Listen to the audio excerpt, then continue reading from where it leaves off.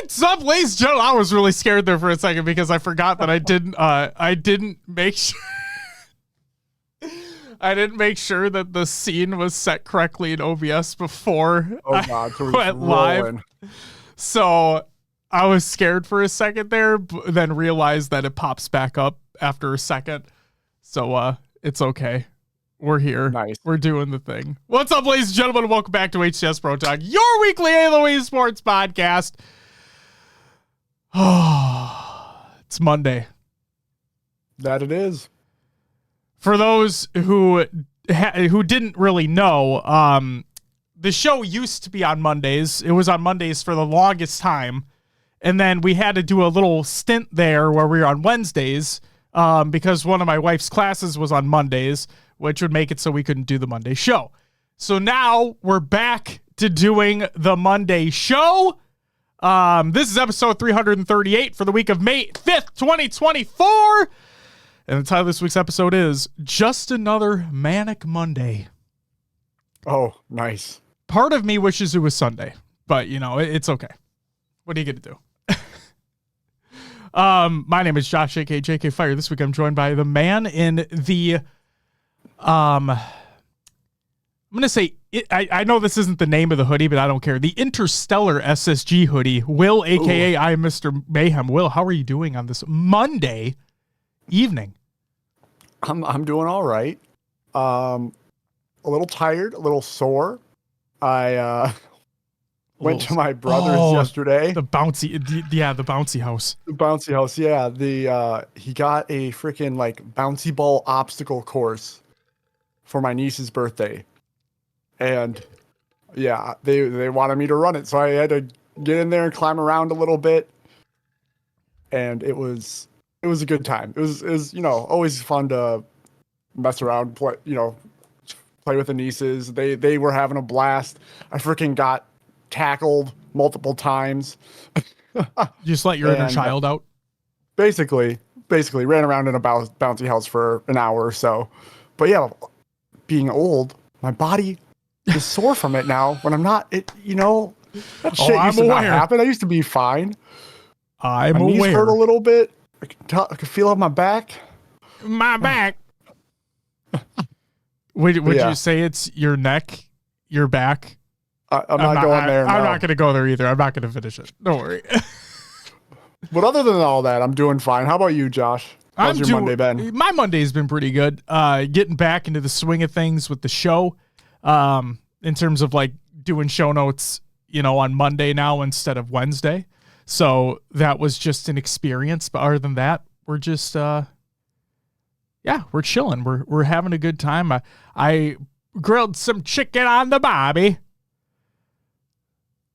Okay. That was the best accent you've ever heard in your entire life. But no, sure. I grilled some chicken today for dinner. That was delicious. My wife made a couple sides to go along with it, so that was good. And I painted a ceramic dragon with my daughter. So that was kind of neat. Yeah.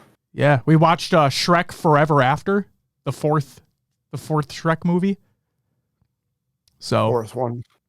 Where would you rate that in your list of Shrek movies? I mean, we watched the first one yesterday. So like the first one is still peak Shrek in my opinion. It's kind of up there in the upper echelon of like animated movies. Shrek is like the original. The fourth one's not bad. It's just, whatever. They have kids. Rumpelstiltskin is like the antagonist in this one, where like he tries to get people to sign binding contracts and shit. It's just like it's a weird thing. But yeah, it wasn't bad. And then my kid apparently likes Madagascar, like because she only saw the fucking second one or whatever. But whatever, it is what it is.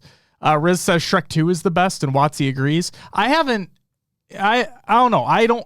It's gonna sound stupid. Do you remember what the plot was of 2? No, I don't. Is that the one where they go to faraway land? Like, is that where they go? Prince Charming? Yeah, I need to watch it again. I don't remember, to be honest with you. But no, Shrek 1's a great movie. That's a good movie. Also, Steve with the 18-month resub and PD with the 11-month resub, you both get a woo! Thank you so very much for the resubs. Welcome back to the show. Oh, the fairy godmother's in that one as well. Okay, got it. HCS Shrek 2 watch party coming. HC Shrek 2 watch party. It's on Prime. We might be able to do it. There you go. White's Edge says, I saw Shrek 2 in theaters for my birthday. I hope it was a phenomenal birthday. I hope it was a phenomenal birthday. John, real quick about an ice cream truck, and then we'll get into actually like what the show's about and all that shit. You know what I mean? We have an ice cream truck that the owner of the truck resides in our city, and he's literally a Facebook message away from just rolling through our neighborhood. So we could get him anytime we want, basically. And it's like this unwritten, it's like this really, it's this, fucking cool thing that if you know, you know. It's one of those situations. So it's fucking sweet, John. It is genuinely awesome. All right, Will, do you want to know what's on this week's episode of the show? What do we got this week? We're back to Mondays! And then we have a discussion around the competitive sandbox and the future of the HCS. And then we have our topic of the HCS Open Series week number 3 results, except North America, because that finishes on Thursday. But we'll talk about the teams that qualified for Thursday. And then, sure. Fuck yeah, dude. All right, Will, I think it's time we get into some competitive news. First up, a tournament announcement. This is by Tylenol. He states, happy to announce I'll be hosting a $1,000 Halo Infinite tournament thanks to my community on May 25th at 12 p.m. Eastern Standard Time. First come, first serve, capping the amount at teams at 64. Get some great practice before HCS London. You can sign up at the form in the Google Doc of the show notes of the show, ! Show notes in chat if you're tuning in live. And you can DM Tylenol on Twitter with any questions. So there you go. Pretty fucking cool. Will, I don't know if you've seen this, but this is pretty fucking crazy. There's a new bug, and I just say a new bug has entered the chat. So on Forbidden CTF, there is a bug where one cap counts as 2. Yeah, I saw the video. I'm not sure if this was a single instance or if this has happened to other people. I haven't had it happen. It's happened twice so far from the clips that I've seen. Twice so far. Okay. Because in the video, he caps it. They're down 1-2. They cap it. They win the game 3-2. But the announcer is doubled up. Like he's speaking twice. So there has to be something going on in that game where the script is just like, it's borked. It's done. I don't know. I don't know. So there were 2 clips that I found. One was from Frank the Flank, who posted on Reddit, and then the other one is Seichi. I probably mispronounced that, and I apologize if I did. But Hines replied to the one on Twitter and said, thanks for the clip. I relayed to the team for investigation. So hopefully they're looking into it. But that's fucking insane. Yeah. So the only other thing, here's the thing that's going to be crazy to me, right? Hear me out. Hypothetically speaking, okay?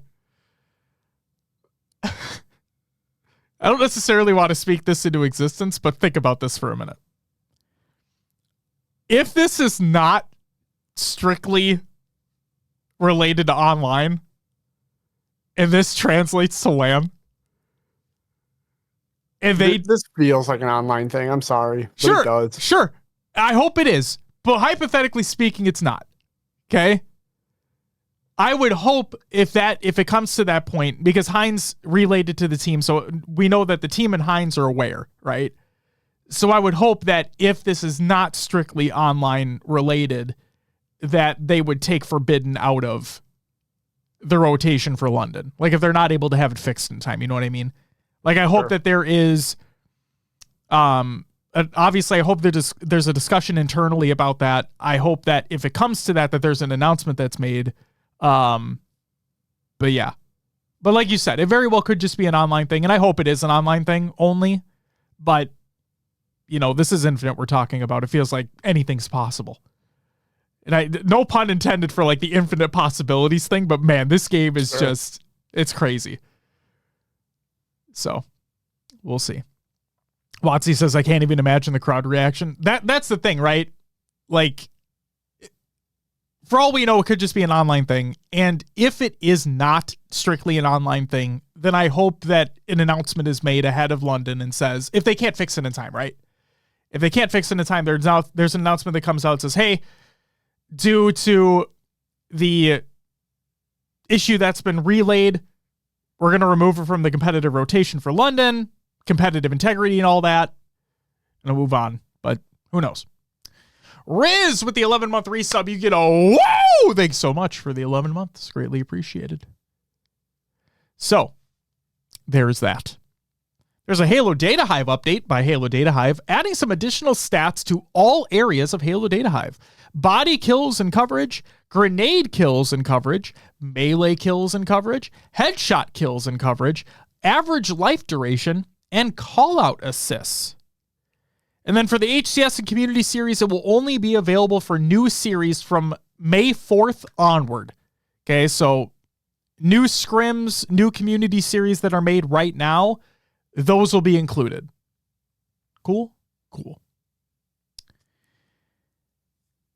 Then kind of the big part of the competitive news here, I guess you could say, Will. This could technically be a topic, but I thought we'd put it here. We can have a discussion about this, so on and so forth.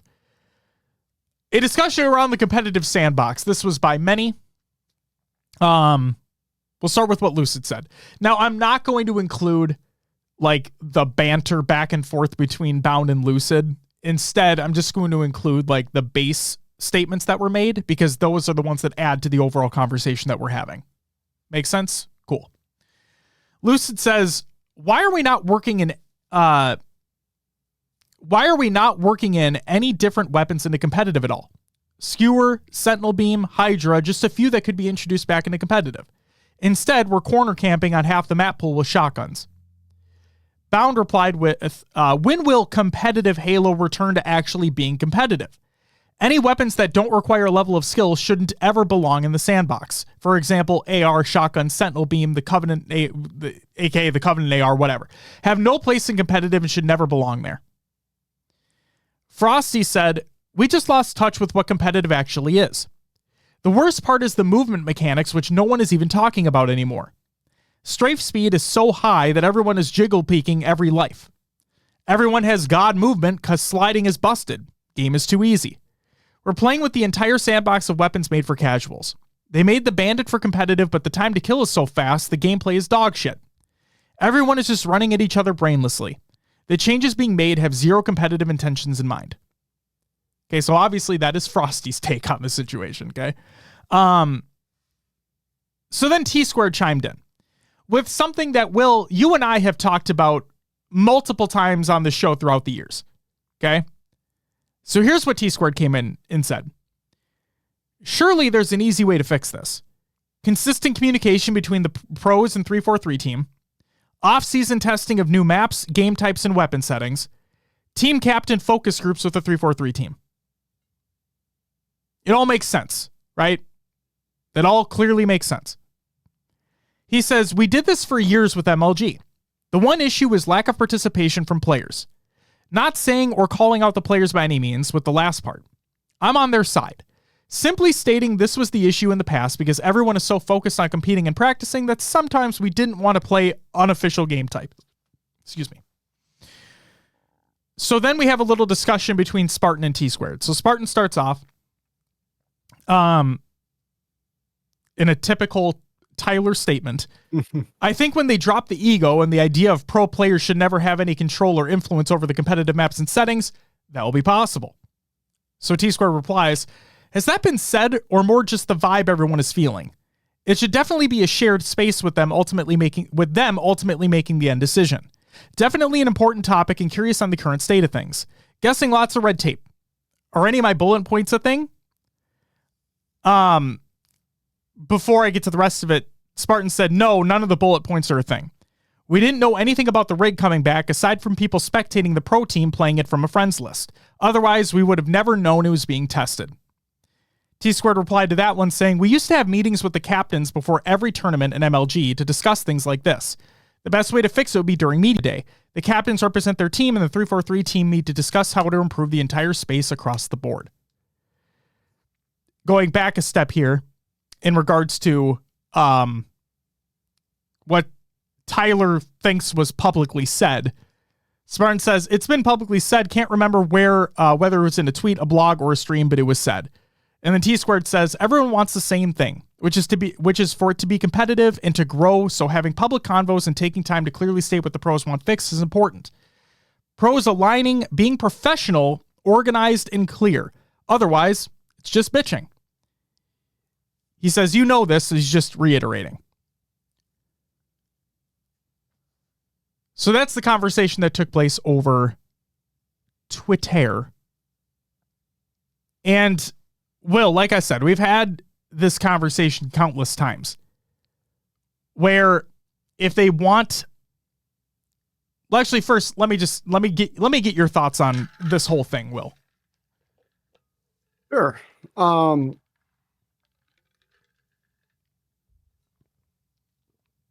There's a lot in there. There's multiple sides of that conversation, starting with Lucid all the way down to T-Squared and Spartan. For weapon changes, adding weapons to competitive, adding even maps, I think in a perfect world, I don't remember who said it, but this should all be tested in the off season and be in for a full season of Halo, right? That was from T-Squared, by the way. From T-Squared, yeah. You know, the removal of Solitude strongholds after, what was that, one LAN? Like, that probably could have been determined beforehand, before the season, right? Mm-hmm.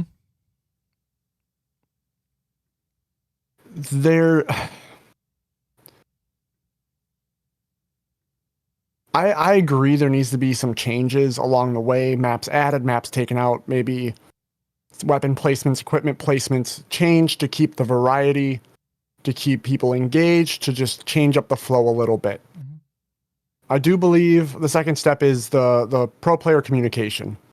I don't know if anyone saw Snakebite's stream the other day, but he talked about this subject as well. And Wes was in chat during this conversation, and there is a clutch for those unaware. Yes. From the sounds of the conversation they were having, that it sounds like there is a pro player Discord with members of 343. Yes. And Snakebite was kind of putting the idea out there that not everybody is listened to in that Discord. The way he put it was, some teams get more attention than others. This wasn't just to chime in real quick, this wasn't the first time this has been brought up either. This has been a thing in the past, in Infinite as well, and I believe Snakebite has provided a similar statements in the past. Yeah. Wes said the trouble's always been participation. They don't get enough participation or clear consensus from the pros. Mm-hmm. So it's the pro. I'm kind of on both sides here, because the pros can complain all they want about what changes they want and all this. But then when it sounds like when 343 tries to get that information, they're not getting concise information. And you can listen to one player over another, but then you're going to get conflicting sides on no matter what you do. Some people like what we have. Some people don't like what we have. It is tough. I agree that there needs to be communication between everybody. I would say, as of right now, at least the partnered teams and players. And then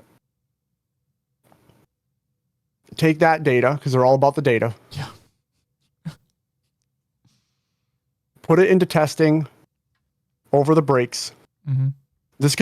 I'm fine with a mid-season, like back when we had, well, this makes sense more.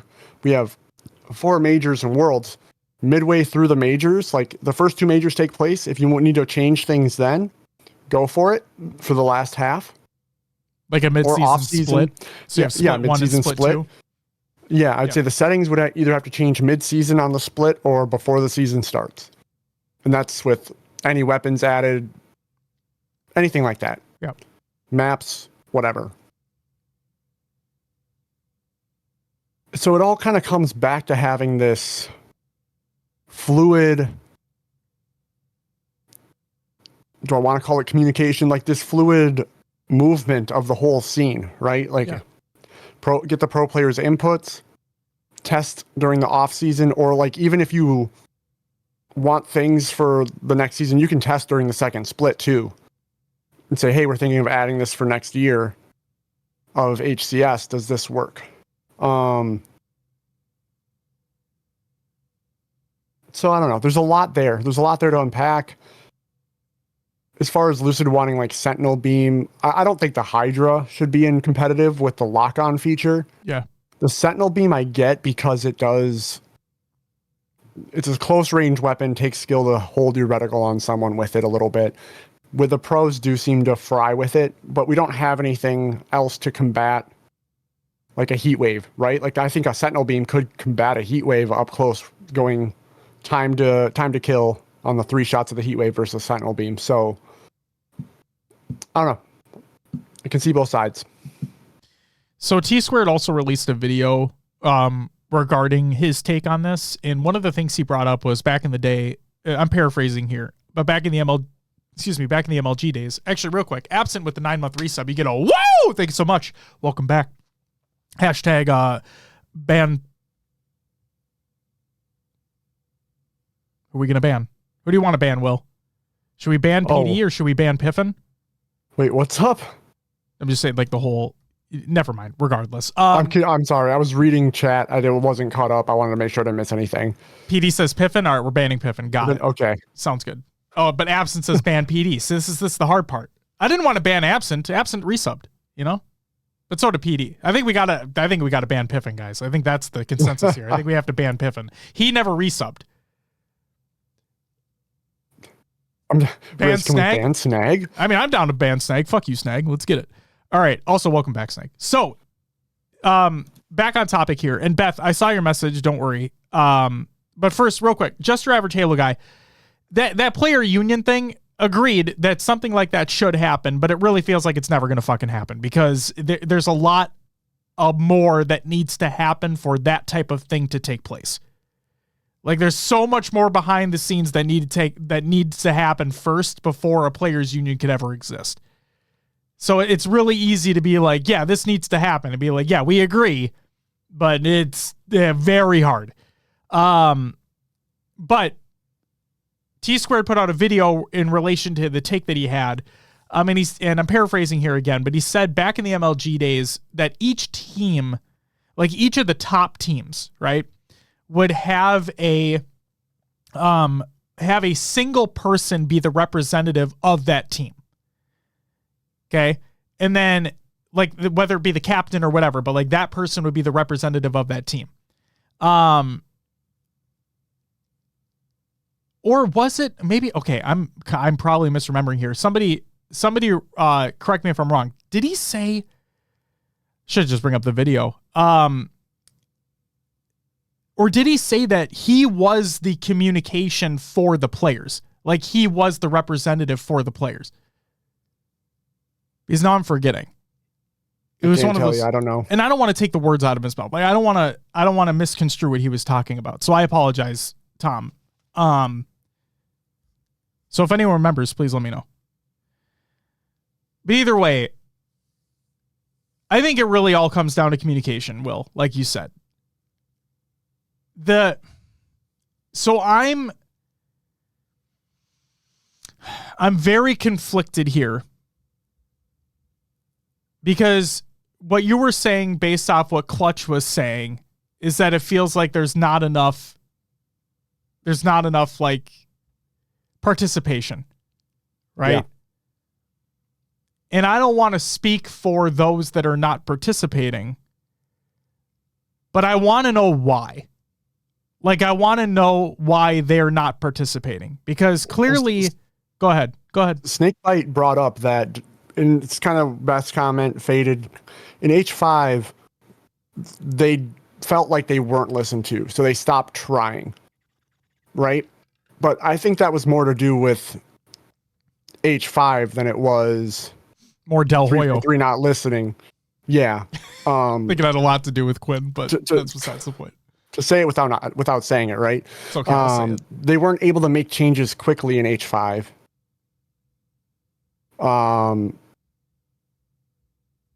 So the players got fed up, right? Like, yeah. And I get that, like, but if you want change to happen and they are asking for feedback again, I feel like you got to give it, right? Yeah. Otherwise, what if you don't vote? You can't say there's something wrong. Nightmare, thank you very much for the follow. Welcome to the live show. Zig, he's working on it. Like it's not that it's not that Will wants to be at home the whole time.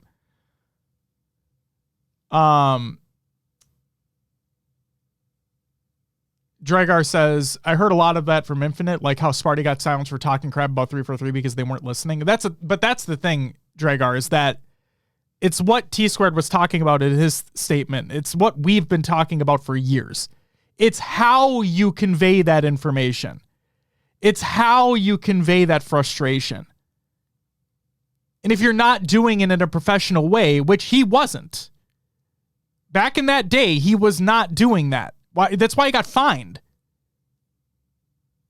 Whether people feel it's justified or not, he broke a rule. He was fined because of it. It is what it is. It's how you convey that. And that's the thing, is that, again, this is why I'm conflicted, because like you guys are saying, right? Part of it could be that mentality of, we weren't listened to before, why the fuck would we be listened to now? But then, Will, you're right. Well, if you're not trying, then you don't have a right to bitch about this. Like, it's...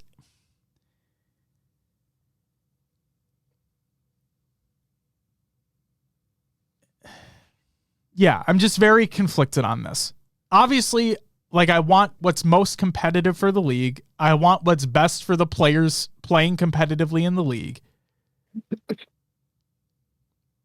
But like at the same time,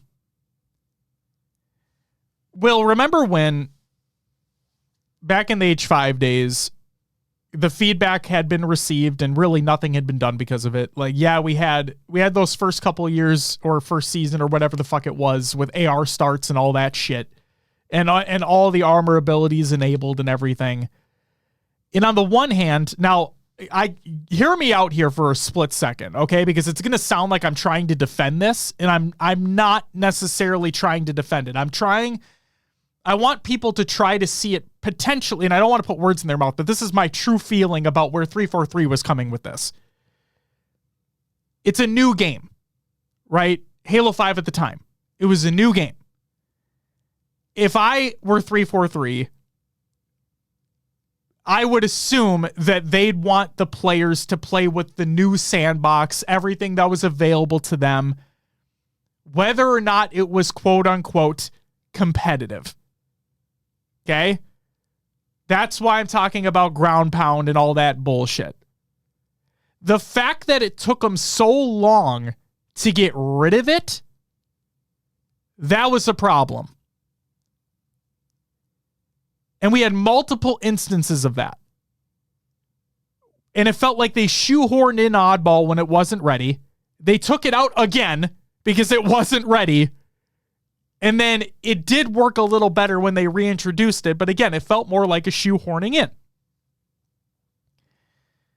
So all of Halo 5 takes place. Infinite is on the way. And they're touting. Now we know, we know Infinite went through hell in terms of development. Okay, we fully understand that we may never have the full story regarding its development, but we know it went through development hell. But regardless, one of the selling points of Infinite to the community, or to the competitive community too, was that with the quote-unquote slip space engine, which is just a modified version of the current engine, or like the previous engine, whatever, they'd be able to iterate faster. They'd be able to make changes faster. And it truly does not feel like that's happened. I would say it has. Okay. How many changes did we get in H5? Okay, if we're 1? talking in relation to 5, then sure. Yeah. But I was faster. I was expecting faster than what we've gotten. I mean, at least we're able to edit placements on maps and change a starting weapon, and you know, you got to look at where we came from. No, when I understand. Faster, I mean, we can assume, anyone can assume a different speed based on saying faster. Sure. I understand that. I was just expecting faster than what we've gotten. I was expecting hot fixes instead of waiting for content updates to actually release something. That's what I was expecting. And we never got that. Which, in the grand scheme of things, that was my expectation. So that's on me. But that's where I'm coming from.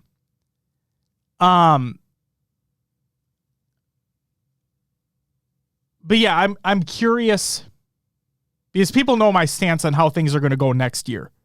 Whether or not I'm wrong, I don't care. Like, my thoughts are out there on what I think is going to happen next year. And I don't mean to sound pessimistic, but my worry is that we're too far gone for Infinite at this point. For the competitive side. Because we know they're working on more projects. Like, we know they're working on more than one project for Halo as a franchise. We don't know what those projects are, but we know they're working on more than one. And we've had the change from seasons to operations now, which, technically speaking, are more frequent than seasons. Like, these are 3 to 4 weeks now instead of 3 to 4 months. But then the argument, and I'm not here to make arguments, but the argument could be made of the content that we're getting within the operations versus what we would get in a season, blah, blah, blah, blah, blah, blah, blah, regardless.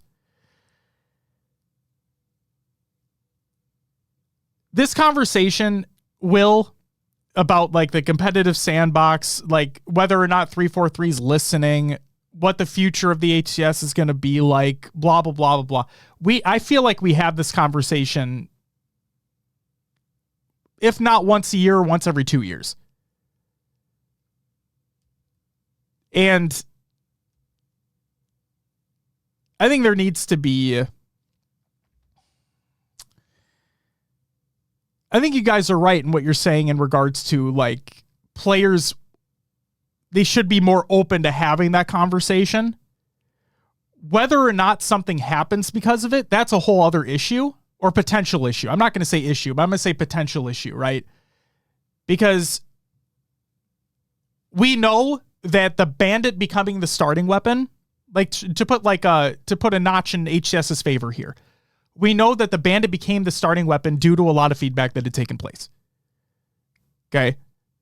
And that went through the whole off season before it became the starting weapon. I think that was a good example, Will. I think the Bandit becoming the starting weapon was a good example of feedback being heard.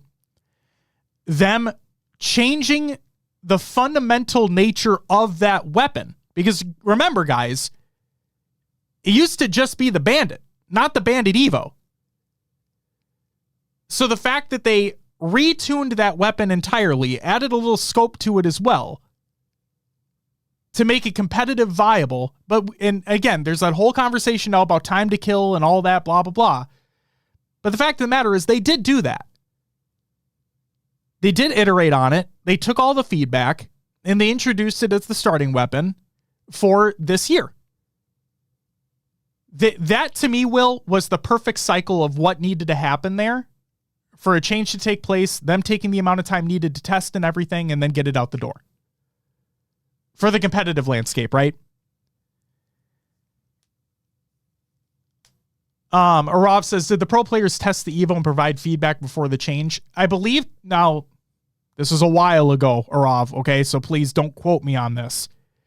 But I believe Tashi had said, whether or not this was on a stream or on Twitter, I believe he had said that they had, like, feedback had been gathered from some pros. Who it was, I don't fucking know. But I believe it wasn't just the pro team. I believe it wasn't just the competitive insights team at 343.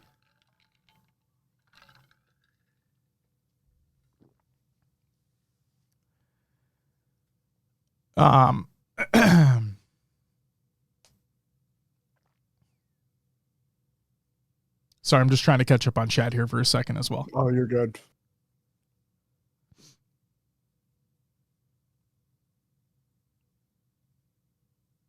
Beth says there needs to be a player's PR rep where they send their complaints and bitching to, then they type it up in a professional manner and get it to the right people. I mean, we joked about that for the longest time for Tyler. Like that was oofta.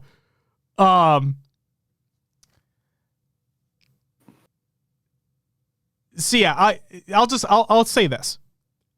Moving forward, whether the future is infinite or a different title entirely, whatever the future holds,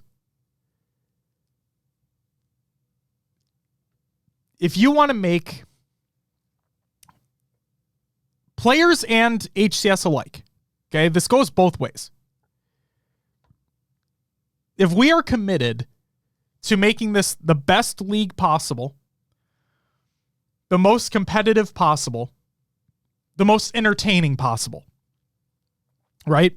So we encapsulate everything. Spectators, players, whatever. Everybody involved. Regardless of what exists right now, there needs to be a more open dialogue between the players and the HCS. I think those, and frankly, I don't even know if they're still doing them. Okay, this is how far out of mind this is, Will. But those Face It surveys, are they still happening? What the fuck has come from them, if they're still happening? Like, and maybe not necessarily that we need to know everything, but again, there needs to be that open dialogue between the players and the HCS.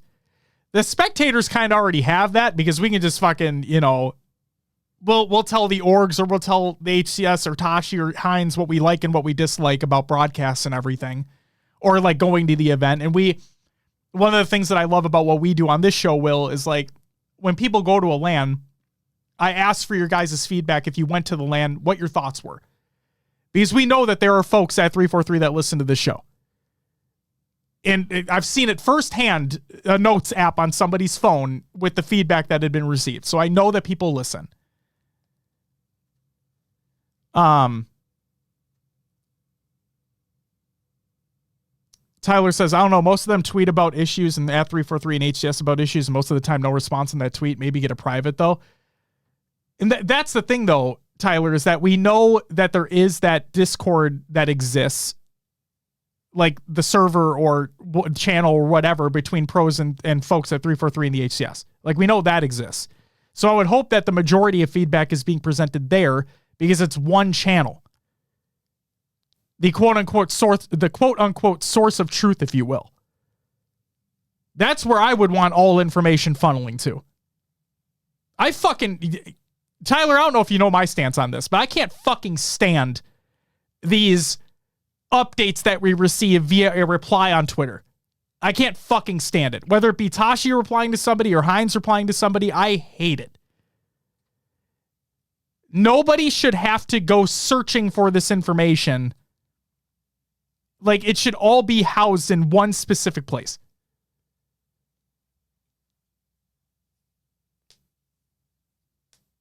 So, Tyler says, yeah, but if they've lost faith in it, then it's pointless. And that's the thing. That's what you guys have been talking about. And that's what I'm saying. Moving forward, there needs to be that open dialogue. And to any player that listens to this, if you're not communicating your grievances to them, what the fuck are you doing? You have no place to complain. I know I'm just fucking Joe Schmo, right?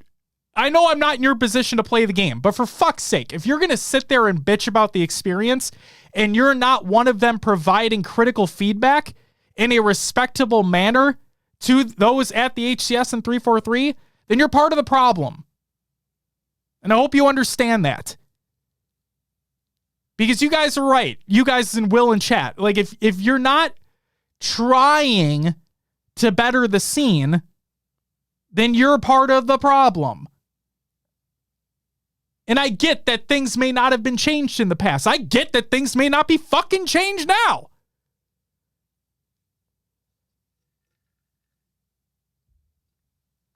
But if we're not doing our due diligence, right? If you as players are not doing your due diligence, if us as spectators and commentators are not doing our part as due diligence, then what the fuck are we doing?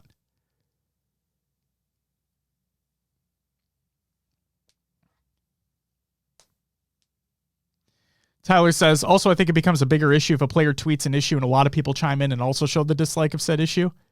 That happens all the time, Tyler, as well.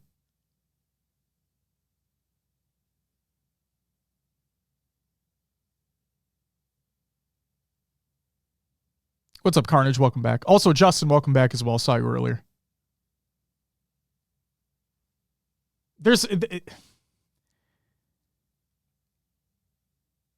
And that's the thing, is that I love what T-Squared said. I love what Tom said. But again, part of me can't help but think that it's too little too late right now. Because we've been talking about this every fucking year. Yeah. I'm also curious too, when pros say they don't feel listened to, is it because they have an outlying idea on something compared to everybody else? Because I mean, I don't know. There's a lot that could be going on. I feel I don't know. It is what it is. It kind of is what it is at this point. Spring King, exclamation point show notes. All the tweets are in the show notes right now. They're all typed out, so you can feel free to check those out.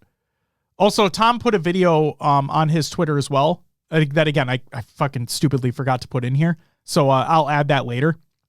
But yeah, it's all there. It's all there for you.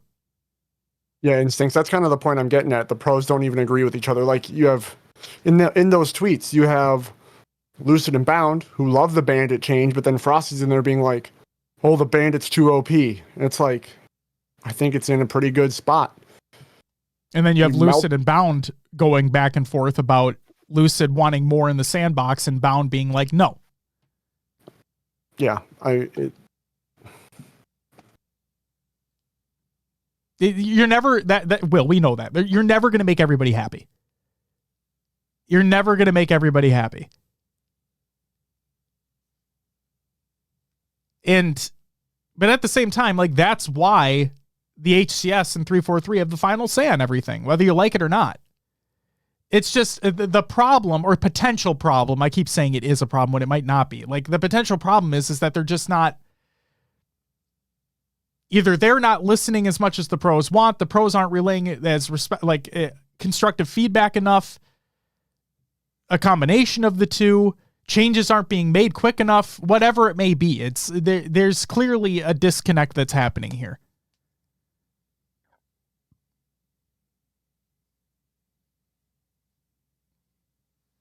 Ash says, Bound just wants a box, no sand. See, here's like, and again, this is nothing against Bound, like, because players have their preferences, right? Every player has a different preference on what they like. Like, I'm guaranteed there's still pros out there who might still want the BR instead of the Bandit as the starting weapon. You know what I mean? Like, everybody has their preference.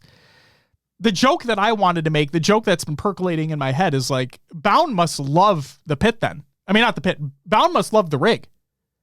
Like, it must be his favorite map in the game because it has no fucking sandbox besides the heat wave. I mean, yeah. That's the literal, you're right. That's the literal only, like, other gun on the map besides a BR and a commando. So, like, and again, it's nothing against Bound. Like, everybody has their preference. I don't want people to think like I'm shitting on that. You know what I mean? It's just, it is what it is. Dragar, Sniper's not on Strongholds on the rig. For HCS, yeah. Yeah, Sniper's not on it. Dunked, thank you for the 2-month resub. You get a woo! And Drew.com, thank you for the follow. Welcome to the live show. Thank you. Thank you.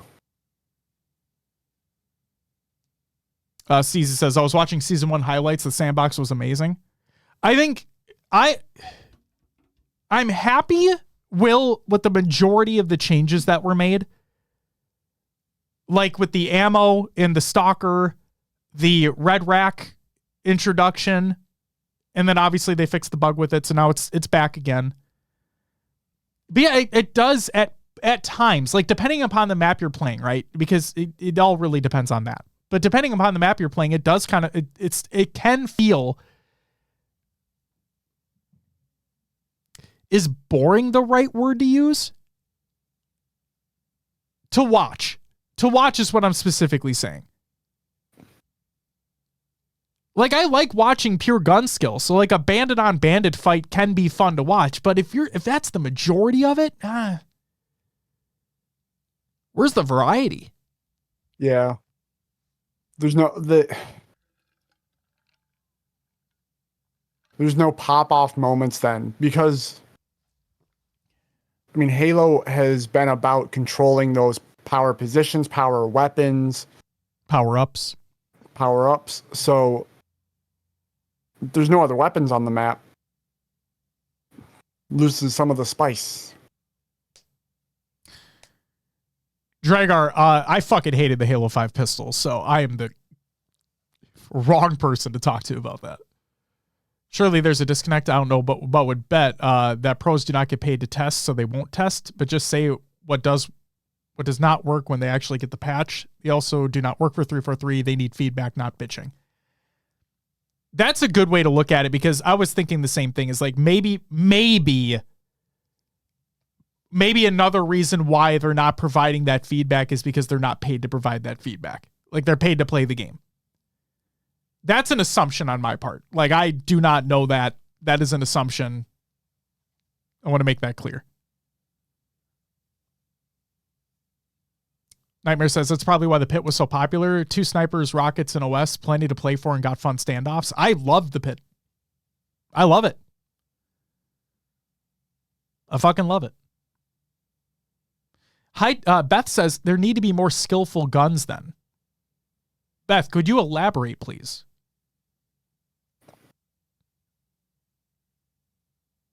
Justin says, but somebody pulling a needler out of the back pocket gets exciting. I think what Beth's getting at is, like, it doesn't take a lot of skill to hit someone with a bulldog and melee him once. You know what I mean? Oh, for sure. So you sit a corner, wait with the bulldog, or get into those narrow hallways, whatever you need. You know, a lot of the pros actually liked the skewer on Catalyst because you had to hit that shot, otherwise you were screwed, right? More guns in that kind of range where there's risk reward. Sure. Steezy, we still have HCS top 10s, but it's basically if and when Puckett wants to make one or the HCS wants to make one. So they still technically exist. Also, shout out Juan, because he's the one that edits the ones for Puckett. Hardy, sir, thank you for the 5 fucking gifted. You get a whoa, whoa, whoa, whoa, whoa! God damn. Enjoy the 5 blues. Thank you so much for the gifted subs. Greatly appreciated. Dragar says, yeah, but Railgun is better than Skewer, but we don't have Railgun. So, I mean, what are you going to do? So you could have the variety of having more than just a couple guns, but those couple guns being more difficult to lose so you can really appreciate the kills that are being gotten. Okay.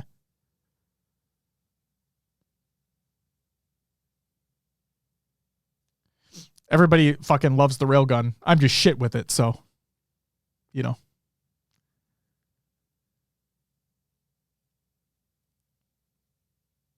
I mean, honestly, I personally think the Railgun was too easy to use. Like, the Ronin had the same, see, Will, you were a god with it. Ronin had the same issue I did, where Ronin says the Railgun was awesome the 1 in 30 times I killed someone with it. That was my feeling. Fucking playing Fathom and fucking Railgun sitting top mid, you know? Yo, what the fuck? Hey. Hardy, sir, if I'm mispronouncing your name, I apologize, but what the fuck are you doing? Another 5 gifted subs, dude? Damn. You get a whoa, whoa, whoa, whoa, whoa! What the fuck? Monday show's back, baby! Thank you so much for the gifted. Hardy is a gifted god. Yes. Yes, Instinct. God, what a legend. But yeah, Tyler said it too. Without thrust, Railgun would be so OP. Oh, yeah. Oh, yeah. And the fact that there's literally one thrust on Rig. Yeah. One singular thrust, and everything's red racked. So unless all those charges are used. Oh, my God.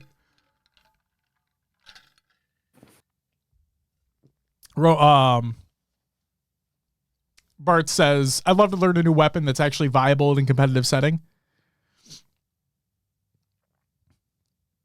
See, I haven't heard, maybe this is a good thing. I haven't heard any complaints, Will, necessarily regarding the current state of the commando.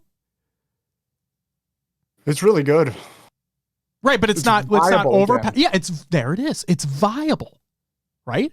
And I'm not out here saying that the commando needs to be the starting weapon because fuck that. But it's a viable weapon.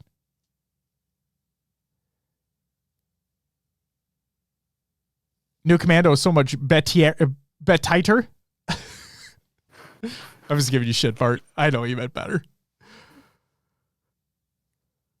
Whatever happened to that double barrel shotgun that leaked? It never released. At least not yet. That's the other thing too. Not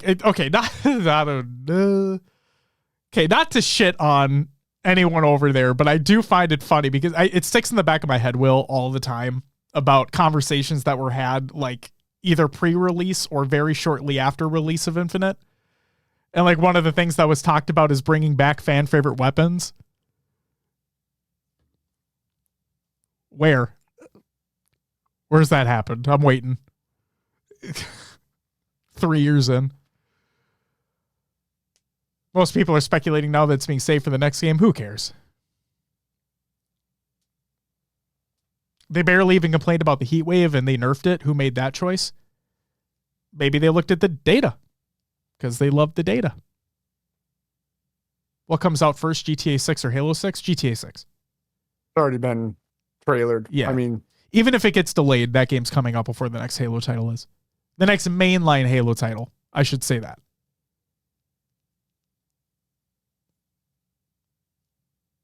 Half-Life 3, get the fuck out of here.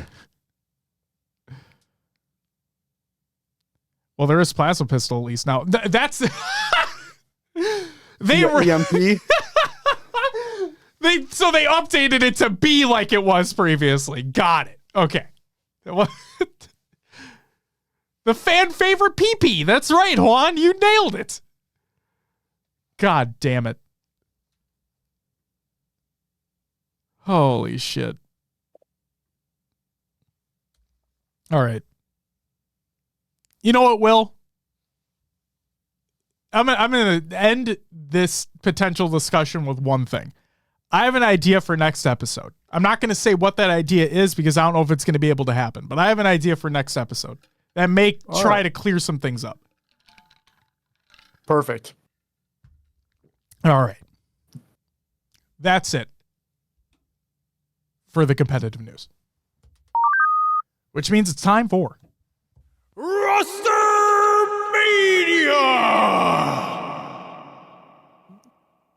Damn, I scrolled right over Rostermania in my notes. I was going to skip it, but here we are. Only one piece of info, Spartan update as of May 2nd, 2024.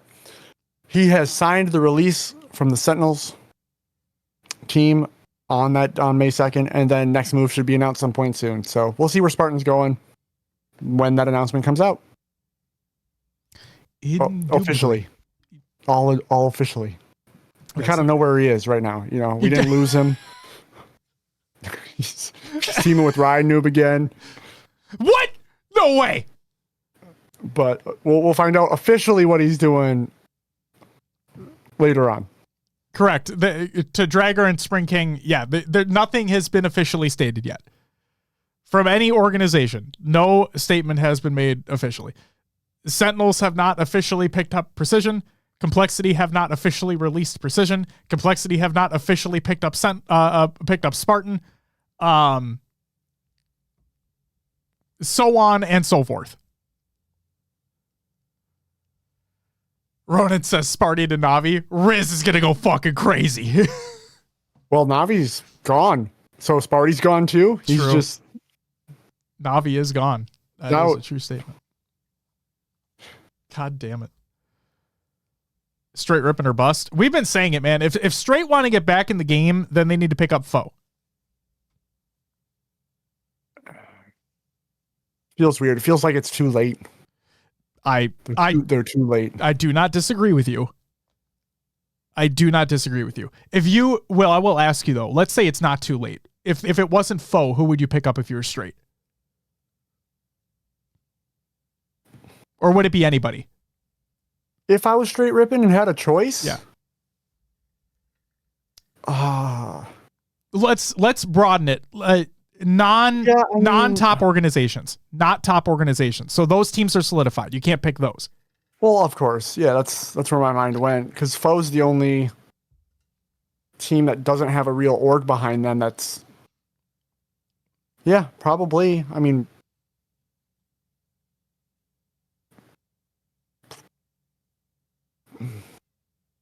there's not much else out there competing at the highest level. They're probably going to win their region more often. Yeah. Which means your name up there, but the EU region doesn't give as much love as the NA region, so even like a top 6 in NA is going to give you more love than we see for the EU players, because the fan base is also here. Sure.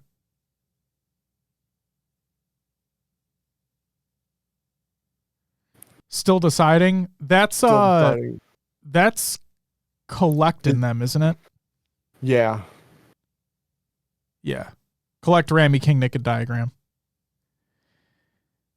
Rasa says business after London, but that's the thing though, is that so Jagged says the team is signed. They're signed for Proton for at least London. Like they're signed for London with Proton. And the tweet sounds like it's just for London.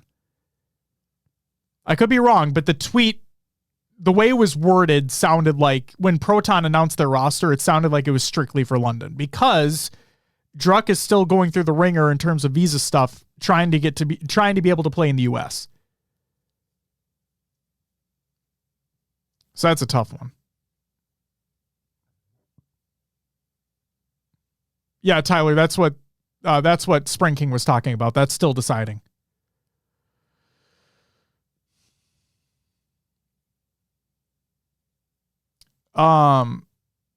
Vel says, again, I do not know, but having a chat with Wonderboy in his stream, Wonderboy being the coach of Foe, by the way, it seems like Straight wants to build revenue and cannot pay a salary.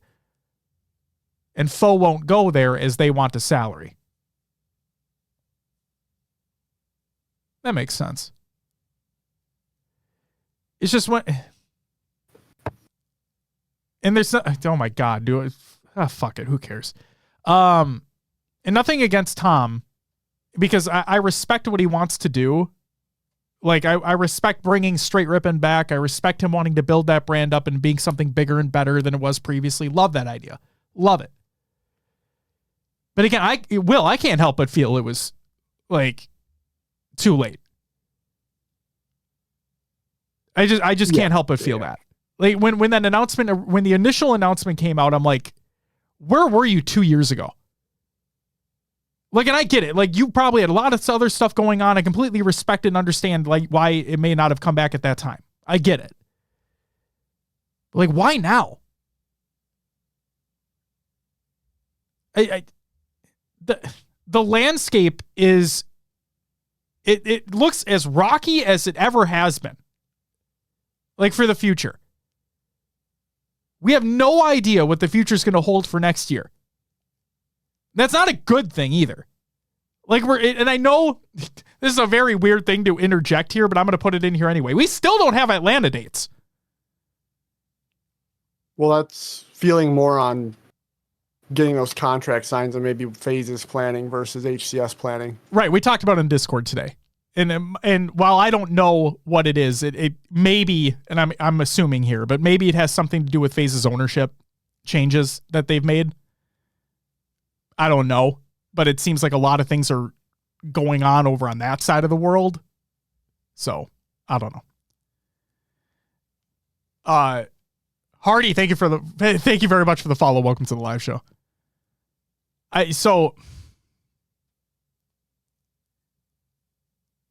CZ says Foe has 0 leverage because there's no paying orgs left. And then Jagged says they've had offers, they just won't accept the money being offered. I would assume that they had offers as well.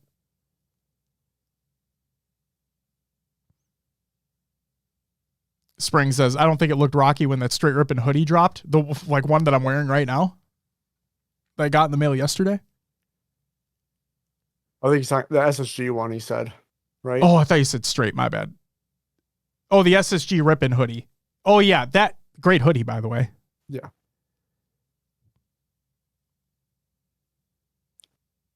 Yeah, Instincts, they're still FaZe. Yep. They saw the Halo team. That's been confirmed. That's been confirmed.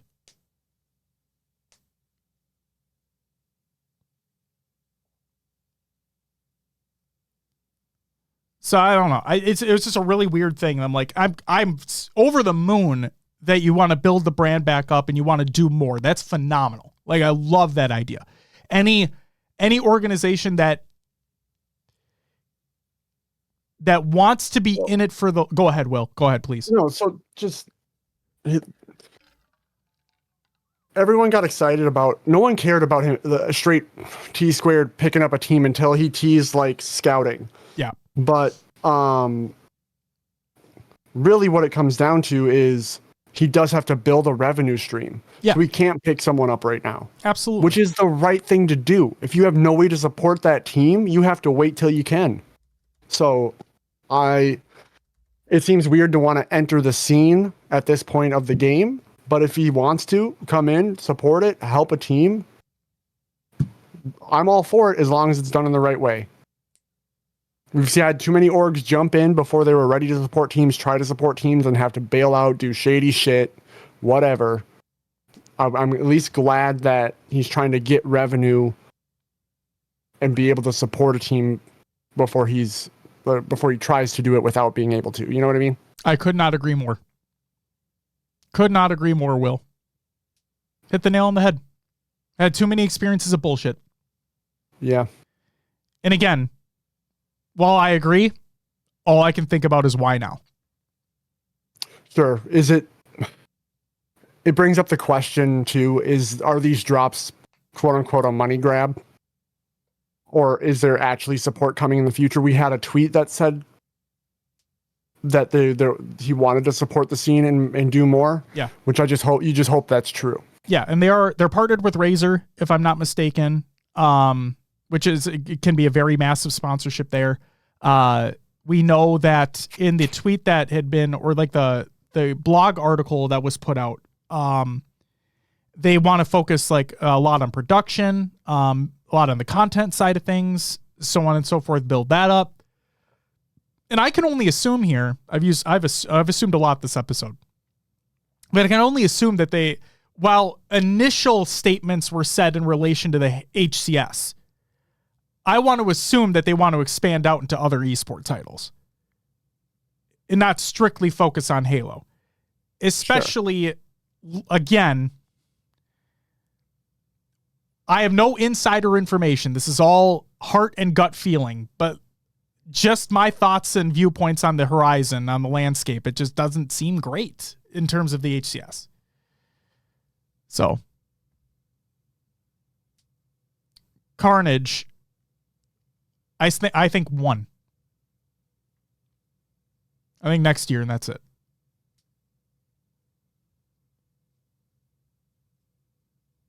Nightmare, but that's the thing too, is like, regardless of Puckett, Bravo and Onset have the narrative, which they've released, and I'm excited and anxious to see the new stuff that they have going on for that, because I wish, my only critique of the narrative right now is I want more. Like, I just want more. But that's the other thing that people need to realize is that like they have other gigs and other jobs elsewhere. Like they're not strictly tied to the HCS, especially not on set. He was literally just casting ALGS. So was Gaskin. So like my real issue, like I just want more of their content. And it kind of sucks that if like Arlington came, they put out a bunch of stuff and then they just died. And I know that they're probably going to have stuff for London and I can't wait to see it, but it's just like, where's the stuff for the narrative? I love it. I just want more of it.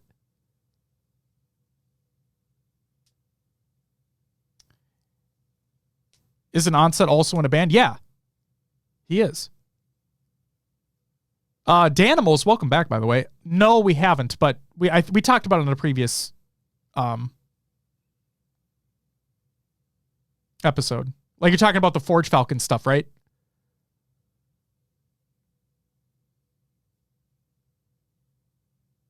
I do, John. I do like it. I do love it, and I do want some more of it.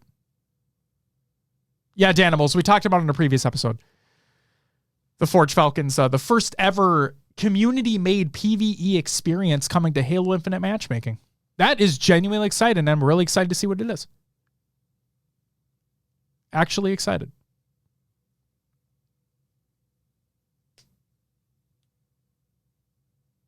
Dragar, community-made PvE experience. Good job, Bev. So yeah, good luck to Straight in the future. And Will, like you said, you hit the nail on the head. Do it the right way or don't do it at all. So, all right. Will. Yes, sir. I think it's time that we get into some upcoming tournaments of the week presented by noobgama.com. Check out noobgama.com for all your Halo esports needs. On Tuesday, May 7th, that's tomorrow, is the Halo Rec League FFA series. It kicks off once again. Excited to see the players who compete in that. Thursday, May 9th, we have the HCS Open Series week number 3 for North America, the finals for the final Open Series week before the major qualifier takes place. Saturday, May 11th, we have the Hydra Gaming Queens Fellowship 4v4. And then on Saturday, May 11th and Sunday, May 12th, we have that HCS major qualifier for North America. And on Sunday, May 12th, we have the HCS major qualifier for the EU, and then the HCS Open Championships for Australia, New Zealand, and Mexico. Because, just want to reiterate this in case folks don't know, for Australia, New Zealand, and Mexico, those regions are competing for travel coverage to the Open bracket. Okay? They are not competing for a pool play spot any longer. That is a new change for this year. Okay? So there you go. That's why the names of the tournaments are different between the two. That's it for the upcoming tournaments of the week presented by noobgama.com. Check out noobgama.com for all your Halo esports needs. League tournament recaps. Will, what do we got? Besides the big ones, we have 2. SWAT Nation TAC Lash 3v3 results. Third went to Casuals, which included Who Is Timmy, Shepard, and Lesh.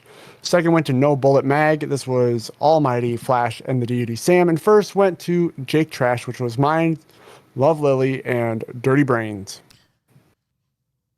Next up, we have the Halo HQ Husky Wars tournament. Fourth went to Booty Benders, which was Cardi, Crusher, Fulcrum, and Zeb. Third, Rajan, Spar, Ambition, Meanest, and Absent. Second, Jump Out Gang Youth Team, Sticka, Delboy, Shabby Daggers, and Lunny. And first went to Katrina FR, Bastos, Folters, Barlnack, and CQ Lee. I always say it wrong. I think I've been told once, but I don't remember. Will. Yeah. We have some folks in chat that competed in this event, along with you as well. Yeah. How did this go? So my team started, we got a first round bye because an odd number of teams ended up playing. So yay, go us. We play our second round match, win. Third round match, we get dropped to losers, and we wait forever. So here was the dilemma. First round of losers, there was, with the odd number of teams, there was technically 3 teams with a bye in the first round of losers, which shouldn't happen. Yeah. So they redid the bracket got moved, but no one was communicated that the bracket changed. So teams played the wrong teams. Oh no. And then the scores didn't get reported. And then they said, yeah, go ahead and play them. Like after a half hour plus had already passed. So then those teams replayed. So we sat waiting. So it took a while to get through that bracket. EU teams, in my opinion, EU teams were included. It fucking sucked trying to play on 120, 130 ping. There's times I pulled my trigger and my gun just didn't fire, and then I was dead. Like Jesus Christ. Yeah, it's so difficult to do online with EU. And then in our losers matchup, I think my team ended up like top 6, but in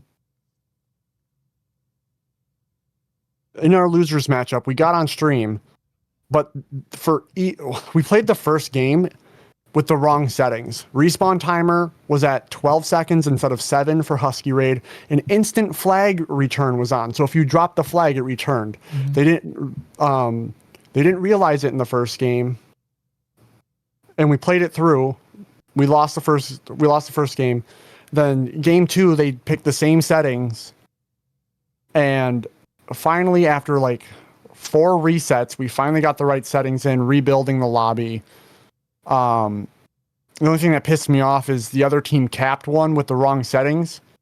And then we ended the game to reset the settings, and they argued with us about having a flag cap on Husky Raid. And cool.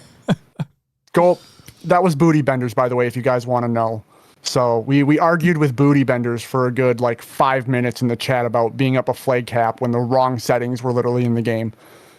And we would have had one on them if the instant return wasn't on, because we had 4 dead. I pulled the flag and I juggle and it instant returns. Like, oh my God. Yeah.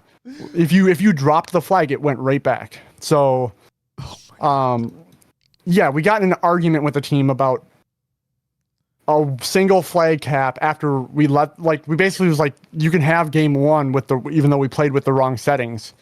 Because in Husky Raid, having a 12-second respawn timer it matters versus having that 7-second timer. If you get 4 dead with a 12-second it's the respawn timer, it's an instant cap. There's no problem capping that flag. Yeah. So, yeah, shit. Like, they started coming at us. We weren't gonna let it fucking slide. So a member of our team went after them, and it just turned into a shit show. And then it didn't fucking matter. It's a Husky Raid tournament, and Jesus. I provided my feedback to Halo HQ about everything that happened. They have it. I wasn't a fan of the maps. They did their own custom maps for it, and they didn't work. They worked for what they wanted them to work for, but in a Husky Raid setting, it was just ridiculous in my opinion. There was one map that had so much crap on the ground, like you couldn't move. Like you had to know like the exact pathway to move your Spartan and not to get stuck on little shit on the ground. It was so infuriating. Okay. Ashley said that the maps were too big as well. Yeah, they're way too big. Like, you know, in a normal Husky Raid match, if you slay them, like if you get an overkill extermination, you can most likely pull their flag and get it back.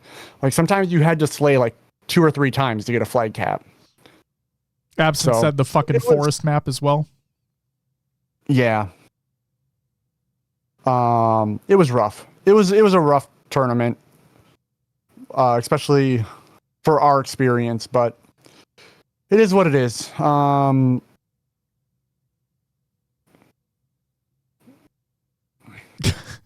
Real quick, Hardy, thank you so much for the 2 gifted again. Jesus fucking Christ. Thank you. You get a whoa! You're far too kind. Holy fucking moly, dude. Thank you so much. So, Will, you said it already. You said that you've done this, but hopefully anybody that participated in that event, because it sounds like, okay, this is a prime example of relaying feedback constructively and respectfully and giving that feedback to Halo HQ, the ones that put this event on. Let the feedback be known, give it to them in a respectful manner, and hopefully this doesn't happen again. Because frankly, based off, Will, what you were talking about, what folks in chat were talking about, some of this shit is unacceptable. Community tournament or not. I understand there's growing pains. I get it. I mean, there was also a $400 prize pool in this tournament. So it wasn't just like, hey, community tournament. There's money on the line. Right. Which frustrated me that drew in pro teams to play in this. Like, I don't know. Having pro teams in a Husky Raid tournament like took the wind out of my sails a little bit about trying to have fun, you know? No, I didn't see any like true pro teams in the bracket though. Proton signed up and then they ended up not showing up. But so that maybe not there was, I don't know. Never mind. Just move past it. So yeah, provide your feedback in a constructive manner. Like I said, I don't think this is. Isn't Sticka, Shabby Dagger, Lunny, the EU teams? Weren't they? They're pretty high up there, aren't they? They're good they're good in their region. Yeah. Yeah. So yeah, like I said, provide your feedback to Halo HQ. A lot of what you guys were talking about kind of feels unacceptable. Like I said, regardless of the tournament that's taking place, I don't even care. I wouldn't care if there's a prize pool associated with it. Like I know it's Husky Raid, but competitive integrity and all that, right? Yeah. So please, to the Halo HQ folks, don't let this happen again, or do everything in your power to not let this happen again. Especially if you have to fucking remake your bracket because of shit that happened. Like, yeah. A lot of this stuff sounds unacceptable. Oh, yeah. So people are talking about a couple of the maps in chat. Okay. There was one where there was like smoke coming down in the middle, right? But if you had a scoped weapon, you could scope through the smoke and see perfectly fine. And so say like if I had a BR and someone else didn't have a weapon, like a needler, like I could see them perfectly through the smoke. They couldn't see me. There was also an area on one of the maps that you could go into in your spawn and you could shoot out of it, but enemies couldn't enter or shoot into it. So you could literally sit there, you're invincible, and just shoot. That's the type of stuff that got really frustrating. That's some shit. That is some shit. Yeah. Anyway. Let your feedback be known in a respectful and professional manner. And Will, thank you for providing your feedback to them. All right. Hardy with the 100 bits. Hardy. Oh my! It was fun but frustrating, Hall. Yeah, I can agree.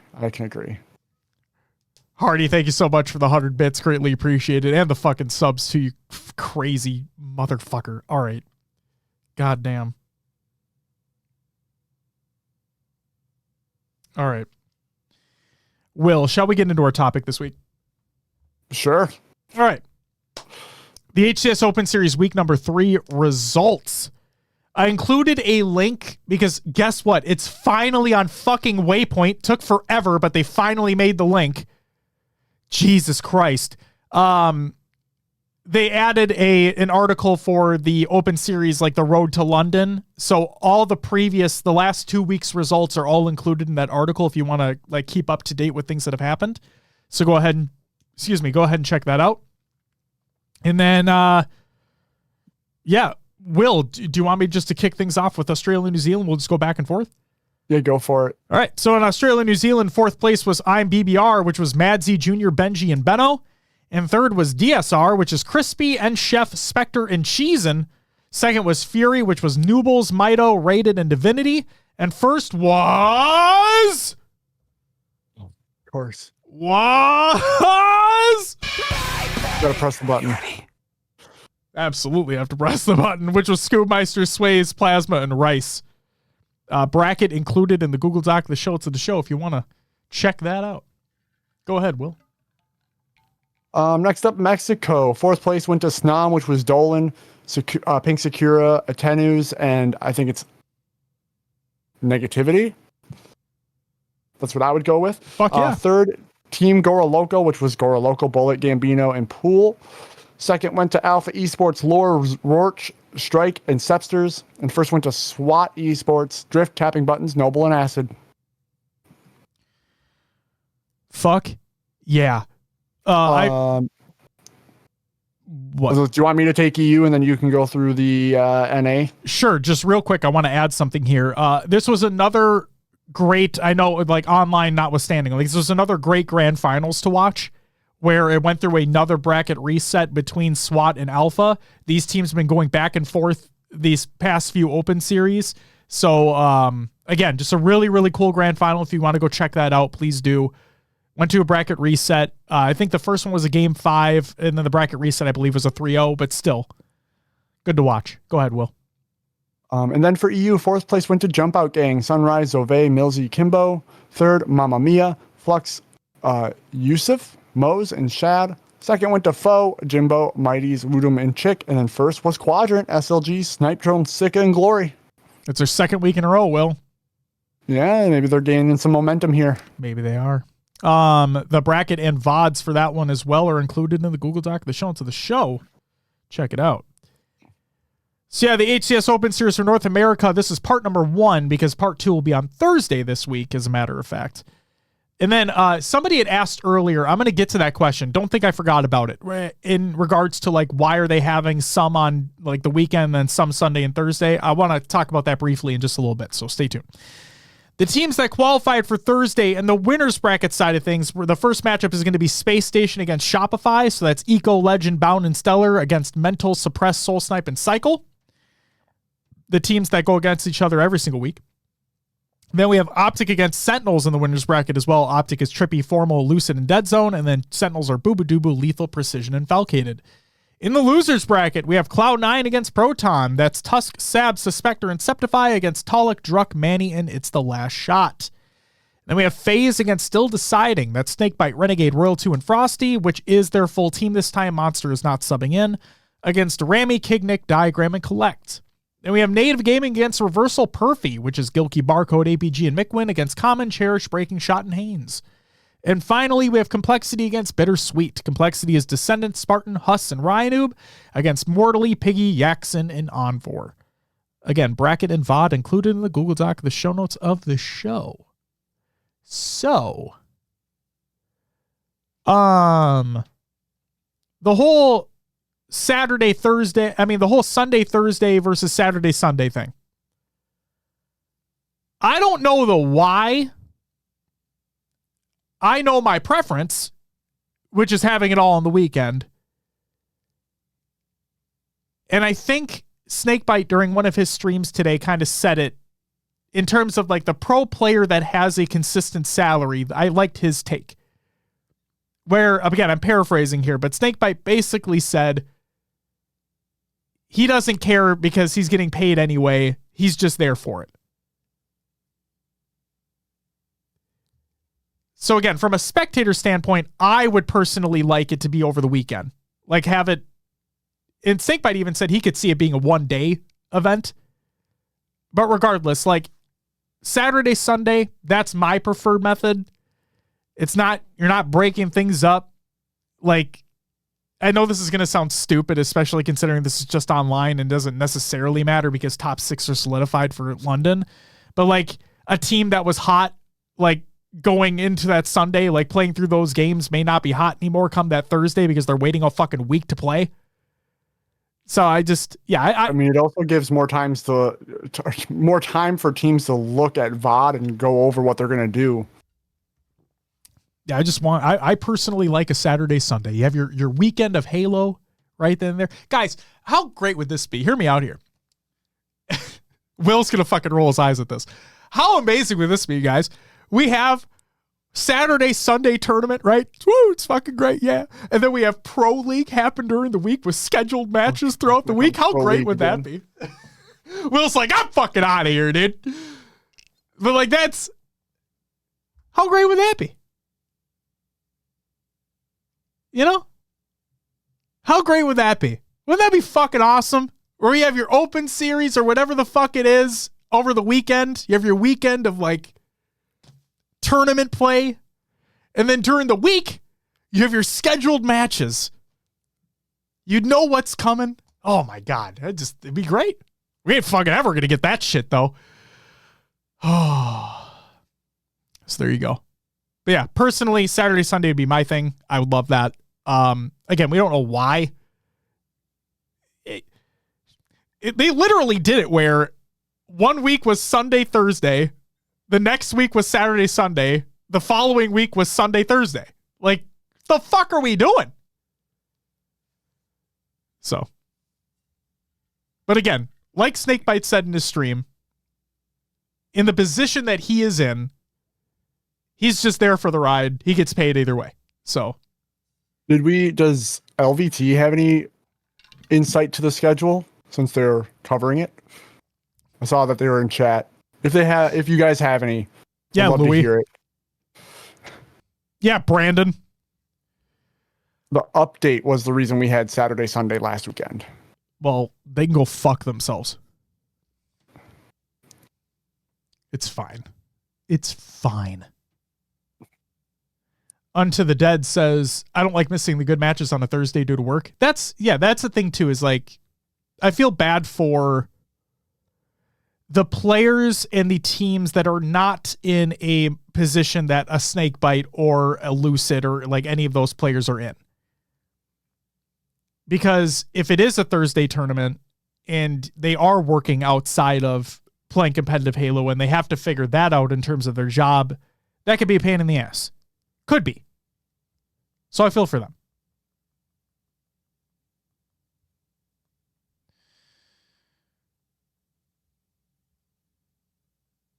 Ikuza, I am not reading that. Okay. Jesus Christ. Comes in here with the weirdest fucking takes, dude. Always. Blackout. The fuck is my tag word every year. Like 2021, 2020, 2019, 2018, before the podcast. Probably go back to like 2010, 2011. Oh, you can go earlier than that. We graduated high school in 2010. Like, we can go way far back. Take me back to fucking, whenever South Park Bigger, Longer, and Uncut released, that's the year. That was the year. That was the year that fuck became my persona. Sure. I'm telling you, that's it. I swear to God, it's like when Bradley Cooper took the Limitless pill. When I saw Bigger, Longer, and Uncut, my mind just fucking exploded. Like, what are these words? Oh my God. Oh, persona. Patreon reference there. Love it. Fuck it, hey. You respect the commitment? Thank you. I appreciate it. Trust me, it's been my catchphrase for like ever. I just love, it's just a great word. It has so many different meanings. Fuck is a phenomenal word. Oh. Bart says they're releasing Bigger, Longer, and Uncut in 4K for the first time soon as fuck, actually. What? Like, actually? That's crazy. All right. Well, now the only song that's in my head is Carl's Mom's a Bitch. She's a big fat bitch, just the biggest bitch in the whole wide world. Well. Oh my god, that movie's so fucking stupid. Oh. Oh my god, I love that shit, man. Kyle's mom in 4K soon. Oh. First time it's been available physically? No, Bart. The DVD was available a long time ago. I know this because I owned it. If you're talking about in 4K, then sure. But like, it's not the first time it's been available physically. I can promise you that. Oh, first time in 4K. Okay, thank you guys for the clarification. Fuck you guys. All right. All right. Anyway, I think we should continue. It's Thursday for the end of the qualifier, pro, whatever it's called. Definitely not the qualifier, Will. The Open. The Open Series. Fuck. All right. It's time for the regular news. Let's talk about something else that's not so great in terms of Halo Infinite, because we're just going to keep that fucking train rolling. Chugga chugga choo choo, bitch. So, this isn't great. This is by Sura over on Twitter. They state, fun fact, each time Infinite crashes, it incorrectly screenshots your desktop after the crash and uploads it to 343 servers. Now, you may be asking yourself, what do you mean incorrectly screenshots your desktop? Well, anything that is below the Infinite window gets sent. It can be your browser, banking information, messaging, whatever. Whatever's there when Infinite crashes, it gets sent up there. I'll get to the gifted subs in a second, Hardy. God damn it! They sent a ticket about it, but they got no response. So what it's meant to do is screenshot the Infinite window and send it. But we don't really know how that's supposed to be relevant or helps with anything. Besides this, a 50 megabyte-ish mini dump on the Infinite process is sent, but it is sanitized for personal details. So fuck yeah, dude. Other games do this too when they crash. Yes, doesn't make it any good. You can turn off your shared data with the developer setting to not do this. Simple. Go do it. With a developer setting, explain. Isn't there like a share your data? I don't fucking know. With 343 to like improve the game, right? Like there's that type of settings. But is that involved with this? Believe so. But we don't know. It's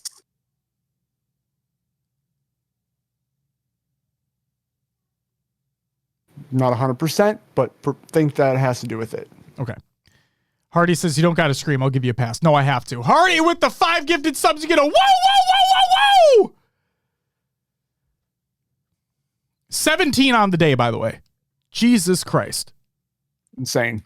In fucking sane. What the fuck, dude? So yeah, that's it for the regular news. Go Games Watch! Will, the Helldivers 2 situation. Yeah. We don't need to talk about Call of Duty because the Rocker lost again. But, so, just to give a brief synopsis of what happened. Helldivers 2 releases, and again, I'm paraphrasing the fuck out of this. Okay? Helldivers 2 releases on both PlayStation 5, releases on PC. Okay? I believe it was day and date. Released on both platforms. It states, or at least it did state before this most recent announcement had come to light, but it did state that you would be required to link a PSN account in order to play on PC. Okay? It had stated this. Mm-hmm. The issue was that the game had been released in a shit ton of countries that simply do not allow you to create a PSN account. Therefore not allowing you to link it, therefore not allowing you to play it. The Helldivers 2 developer had come out and said, hey, this is going to be a thing that's going to go into effect. Huge uproar. Massive fucking uproar. Okay? So much so, and again, I'm paraphrasing the fuck out of this. We're just jumping to the end here now. Sony has put out a statement today that states the following. Helldivers fans, we've heard your feedback on the Helldivers 2 account linking update. The May 6th update, which would have required Steam and PlayStation Network account linking for new players and for current players beginning May 30th, will not be moving forward. We're still learning what is best for PC players, and your feedback has been invaluable. Thanks again for your continued support of Helldivers 2, and we'll keep you updated on future plans. So now, with that update not going out, those in those countries should now still be able to play, and you will no longer be required to link your account, to link your PSN to that. There you go.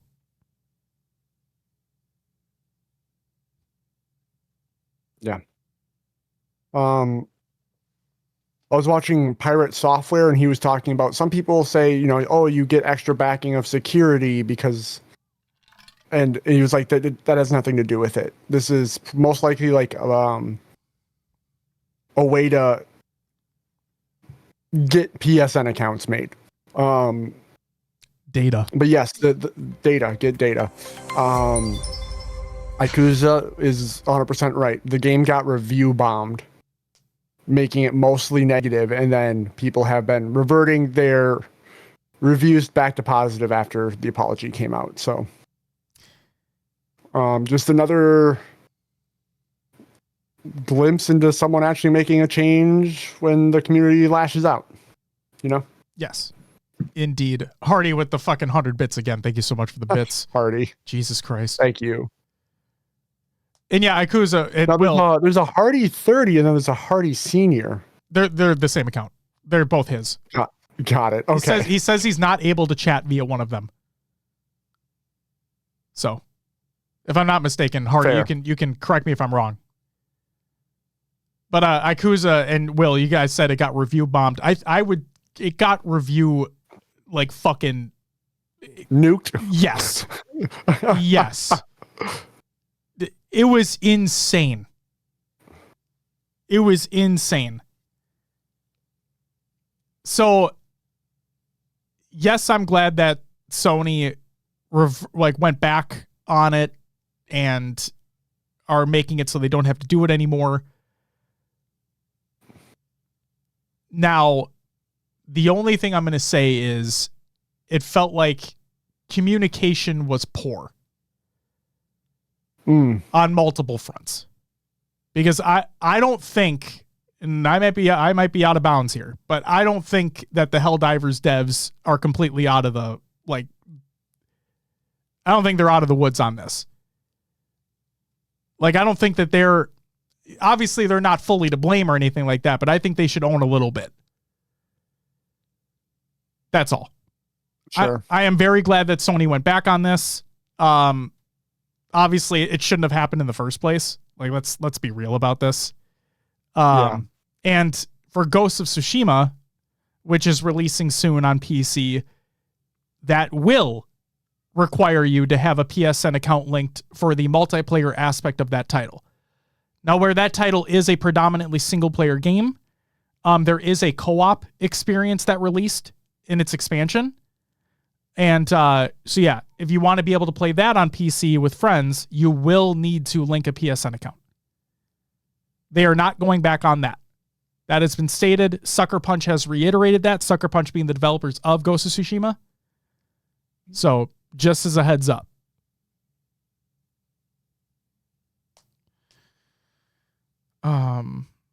Fucking Spring says, if we can bully the Sonic movie into changing their CGI, for the better, I might add, we can bully a company into anything. And it says, anyway, back to my crusade on 343 for ranked rejoin. Goddamn. All right.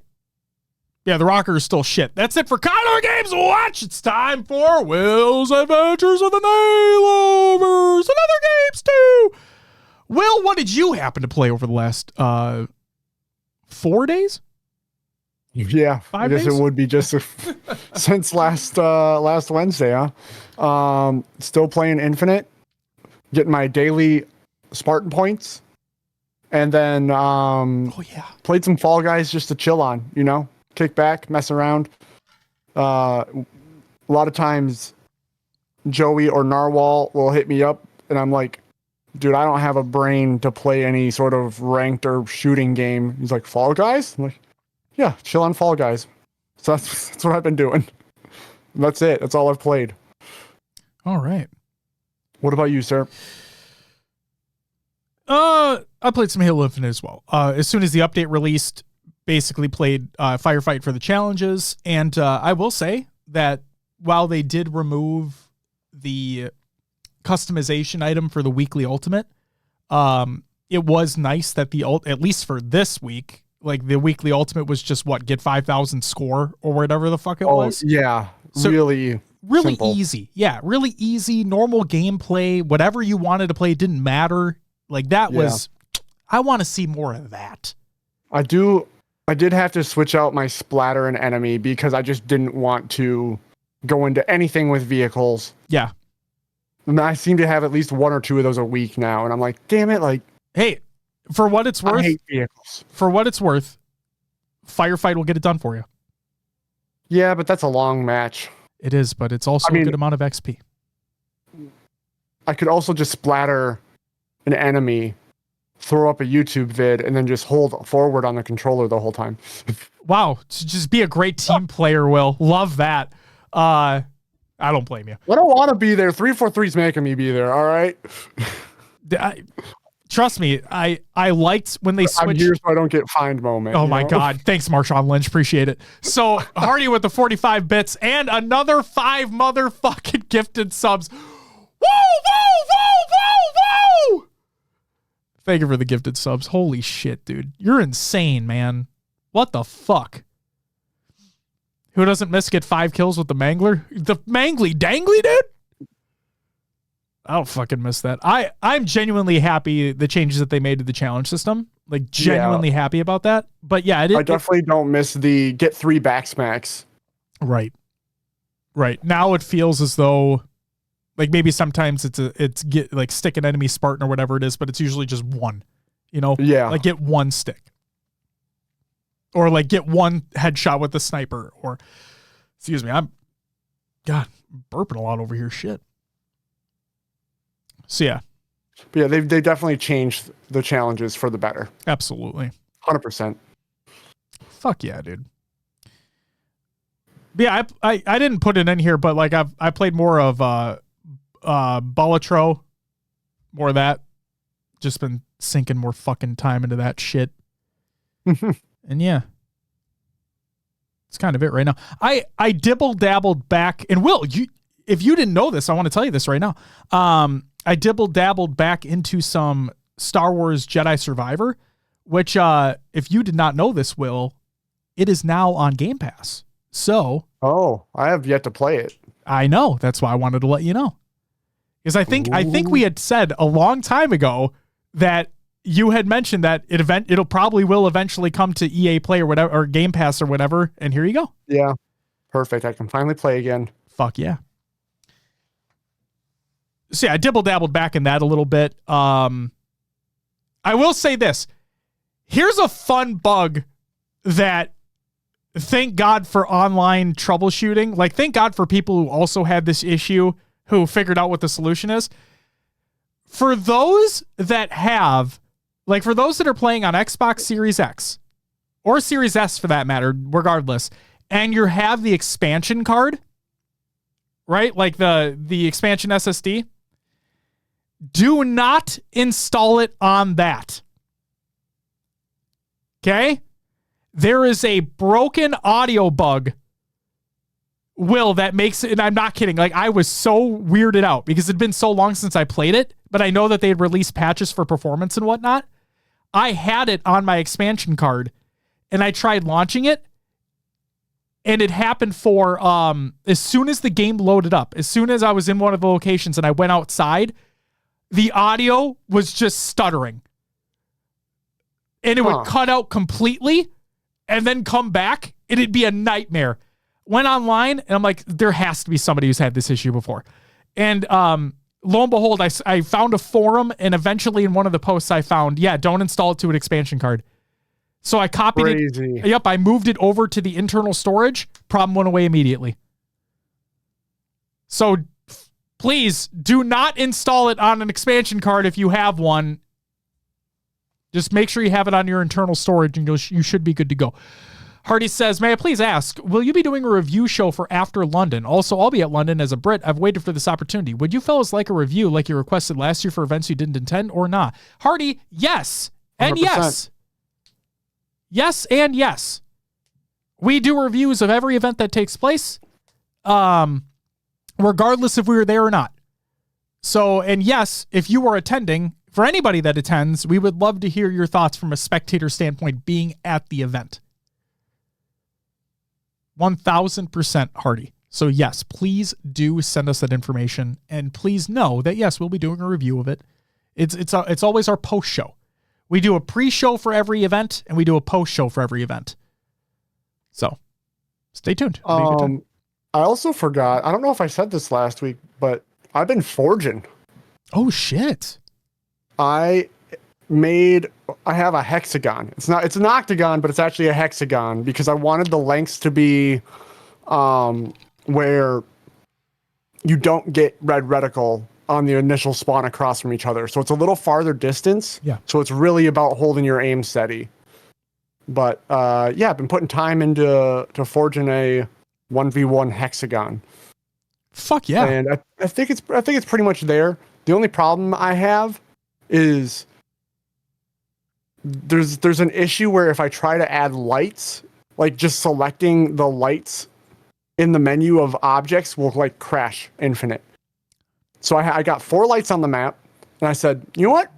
Well, I'm holding with that. We're good. I have the sunlight and 4 lights shining down onto the arena, and we're good. So you would say it would crash infinite? Yeah. And then send a screenshot to 343. Got it. Okay, cool. Sure. Yeah.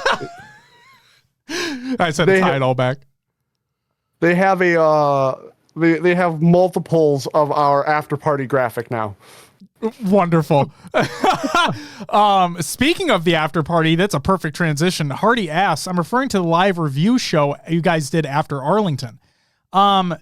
There's nothing currently planned for London because realistically, Hardy, while we're not attending it, we kind of need to know when the day is going to end because that's their time zone, right? So how that's going to translate for us sure we'll get watching? Graphics. No, that's what I'm waiting for, right? That's what I'm waiting for. So Hardy, we're less than a month out, so the chances are going to be slim. I'm not necessarily going to say no, whether or not we're in the same location or whether or not we do things like in our separate locations, whatever. I'm not going to say no, but it's going to be difficult because we're less than a month away. So, and we don't know what time the tournament's going to end each day. That's the big determining factor. So I'll say stay tuned. Well, we'll have, if regardless of what we decide to do, we'll make an announcement as we get closer to the actual dates. Ikuza, Josh, did you see the Starfield update? Yes, I did. I'm more so waiting for the expansion that's coming in the fall. To dive back into that because I played a shit ton when it came out. Like I genuinely really like Starfield. And yeah, I'm waiting for new content to release before I jump back in. And hopefully, when that expansion releases, the land vehicles are introduced. That's what I really hope. That'd be fucking awesome. If those are the same update, that'd be amazing. Spring says, you guys going to SLC? I will be. Will, are you? No, I'll probably only be at Worlds. There you go.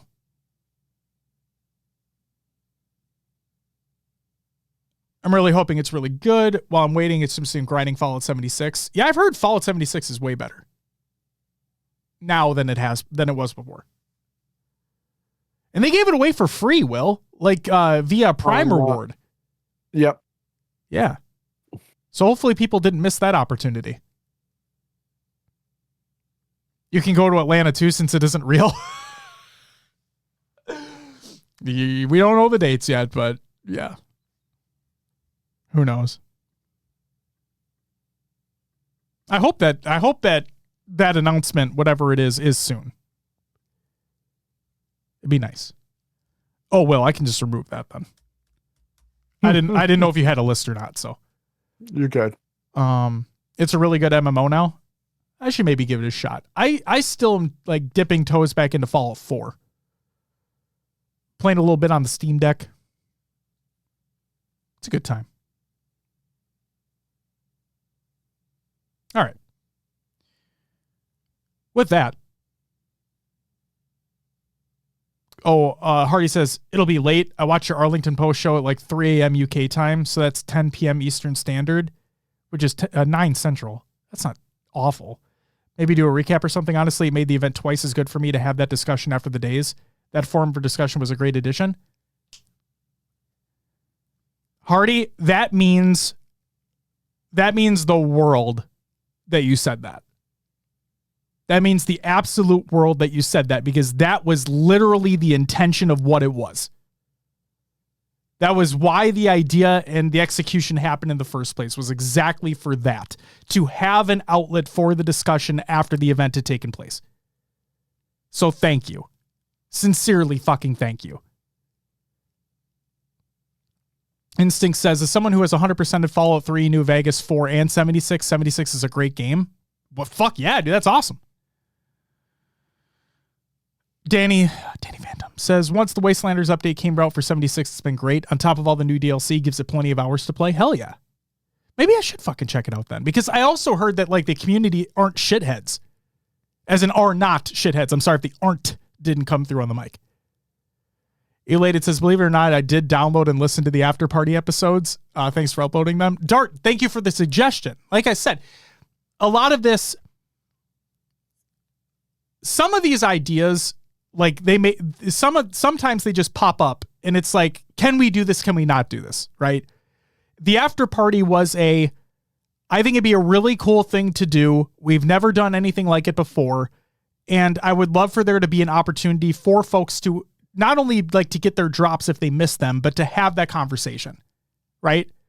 Because it's more fresh in people's minds. That's another reason why I'm glad we're moving back to Mondays, because as the tournament ends, the information is more fresh in people's minds. They may have like takes right away that they want to get out there. And I want to be able to have that discussion, right? And Dart, like the idea to upload them after the fact maybe would have never been a thing if you guys didn't suggest it. That's why it's another reason why I'm going on a diatribe here, but it's another reason why I want and respect your guys' feedback so much, because we do the show for you. Like that's the whole point, right? I love doing it. Don't get me wrong. Fucking love being here talking to you guys, but we do it for you. And that's why I value that feedback. Because unlike, never mind. I'm not going to throw 3 under the bus. LOL. Thank you, Dan. Thank you so much. And thank you, Hardy, as well. Speaking of Hardy, fucking another guy, 5 fucking gifted. Woo!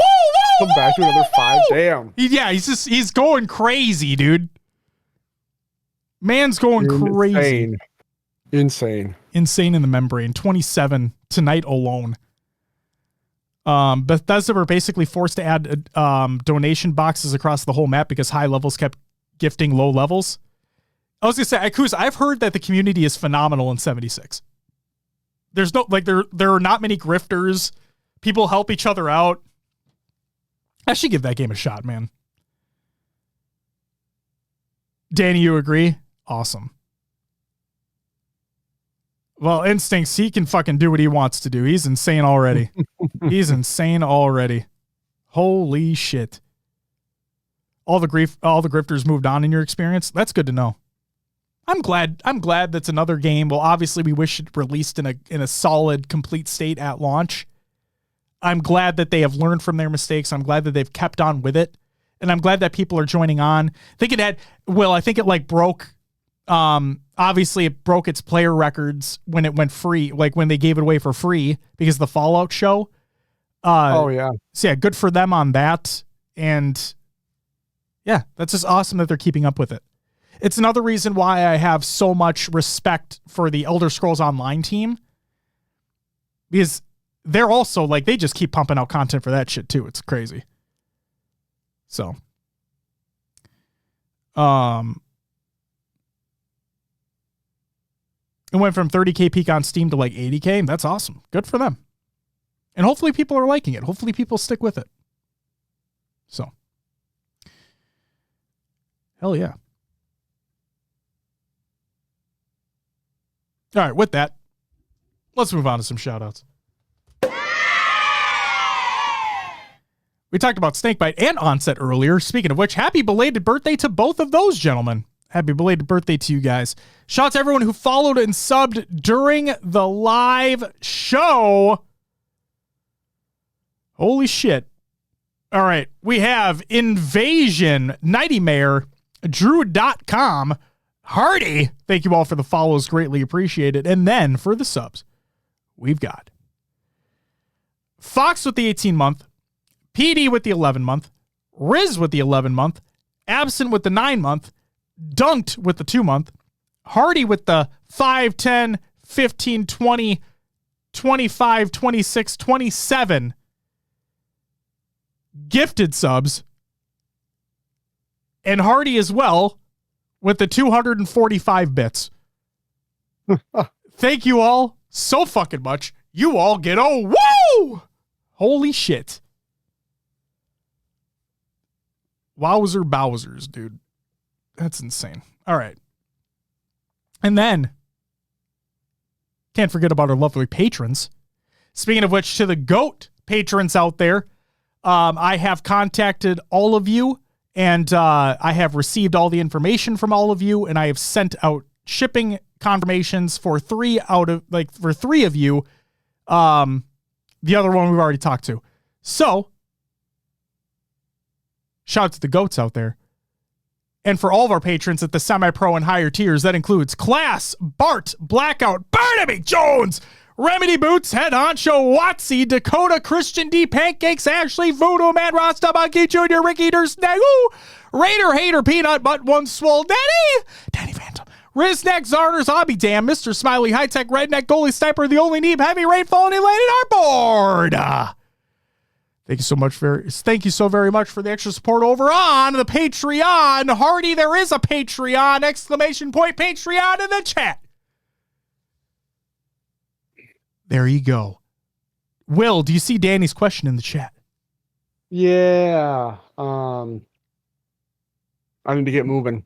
That's my problem. And grooving. No. Let's see. Yeah. Yeah, I'll get on that soon. Sounds good. And also, like, I apologize for the amount of time it's taken for the GOAT shirt stuff to get taken care of. So thank you guys for bearing with us. We appreciate it. All right. Community creations. Halo memes every day. Reddit.com/r/Halo memes. Go check that out. A very special shout out to Ladies Night by Sin, which is going to be this Wednesday at 7 p.m. Eastern Standard Time. It's their LATAM night, featuring Airborne Vanessa, Elblood Reina, and Neurotics. Production by Furzilla and Kaiju Productions. Make sure to go check that out. Ladies Night is always a great time. And this Wednesday night, 7 p.m. Eastern Standard Time. It's going to be a great time. Make sure to tune in. Lucid put out a video, says, we need to talk about Halo Infinite. It's his, like soapbox video, I guess you could say, on his thoughts on how things have been going so far. The sandbox, the game itself, competitive side of things, a little casual side of things too. Go check that out if you're interested. Halo's True Renegade by Tide the Leader. I want to shout out a very specific moment that happens in this episode. There's a moment where Eli asked Renegade on what he thought about there being a top 6 instead of the traditional top 3 that have existed over the past couple years.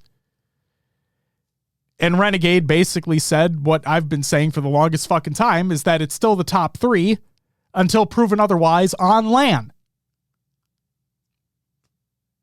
Go check out the entire video. But yeah, Renegade fucking gets it. Then we have Expectations, a Proton Gaming film, the HCS Arlington Major 2024 hosted by Optic Gaming. They put out a little documentary on their experience at Arlington. Go check that out. And then we have one of the greatest videos ever made. Tools versus JK Fire. Minigame Madness. This is by All in Juan. He made a highlights video of one of our previous community playdate nights. And it was phenomenal. I was laughing hard a lot of the time, Juan. So shout out to you. Jagged Cloud, ! Show notes in chat. It's towards the bottom. Everything that we talk about, all links are included in the show notes. It's why the show notes exist. It's all there for you, so you don't have to go searching around the internet for it. It's all there. Clear, concise links. Bada bing, bada boom. It's all there for you. And if you're watching on the audio podcast of your choice or the YouTube VOD, it's in the description. You're not being left out. It's there for you too. I'm thinking about you. It's all there. You're welcome. That's it for the community creations. And Will, that's all I got for the show. So if you would do me a favor, back on a Monday and plug the show. As mentioned previously, we do have a Patreon. We do extra audio show, video show, a couple other things. Go check it out. Patreon.com/HCS Pro Talk, all one word. When searching us online, it's easier to find us by just HCS Pro Talk, all one word, I found, so use that. But you can always find us on your favorite podcast services. Just search for HCS Pro Talk. Like, we're on iTunes, Podbean, Spotify, and Josh's favorite, Pocket Cast, not an ad. You change this up for everything. You can find, if we have a link tree, ! Link tree in chat. You'll find our Discord, our Twitter, Instagram, Facebook, YouTube, Twitch, TikTok, and even a link to the merch for HCS Pro Talk. Go check it all out. And then don't forget about the fine folks over at Podcast Evolve. Make sure to check out HaloEvolve.co. Your home for Halo. They have great shows such as Podcast Evolve, Mission Debrief, Halo TV Plus, Book Club, Build Blocks, Halo Headlines, and Halo Gear Guide. Go do it. Go do it. A couple quick updates here. Hardy, brand new patron. Shout out to you. Thank you so much for becoming a patron. Hope you enjoy the content over there. Let me make sure to add you to the list here so you're included next week. And then also, just an update for something that we talked about earlier in the show. I had mentioned that T-Squared had put out a video in regards to his thoughts on, communication with 343, so on and so forth. That is now included in the show notes. So now the show notes can be your one-stop shop. So there you go. Will, thank you as always for reading through those. It is greatly appreciated. And yeah.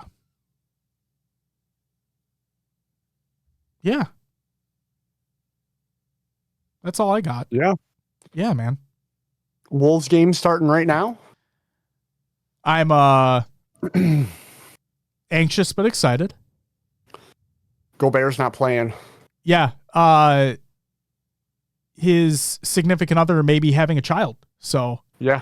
Gotta make sure you're there for that. And he's even said his teammates and coach are all behind him. So he's got to do what he's got to do. He's got to be a parent. That's good. That I won't lie though. That's a big defensive blow. Yeah, for the team. Yep. And Cat's got to really stay out of foul trouble tonight. Yes, in my opinion. And we are in Denver again, so this is a toss up. This will be a toss up game right here. Will. Wolves in 4. Let's go. Hey, that's I was right there with you if Gobert was playing, but who knows? We're going to wait and see. Oh, shit. All right. Fuck yeah. Ladies and gentlemen, that's going to do it for episode 338 of HCS Pro Talk. Back on a Monday. You know what we're going to do? What are we going to do? We're going to go raid up Lottie. Lottie's playing some Halo right now. With Schurzy. Playing with Schurzy, as a matter of fact. No wonder he ain't here right now. That motherfucker. All right, we're going to go raid up Lot. You all have a great night. Thank you so very much for joining us back on this Monday. Excited to be back on Mondays, back in the good old swing of things. Excited to see what happens at London. We're getting closer and closer to it. Hopefully we get those Atlanta dates fucking soon too. That'd be really nice. Yeah. But yeah. You guys are all great. Thank you so much for being here. We'll be back next week to talk about who knows, but it's going to be a fun time regardless. I don't have much else to say. We're going to go raid Lot. You guys all have a great night. We'll see you next week. But until then, bye-bye.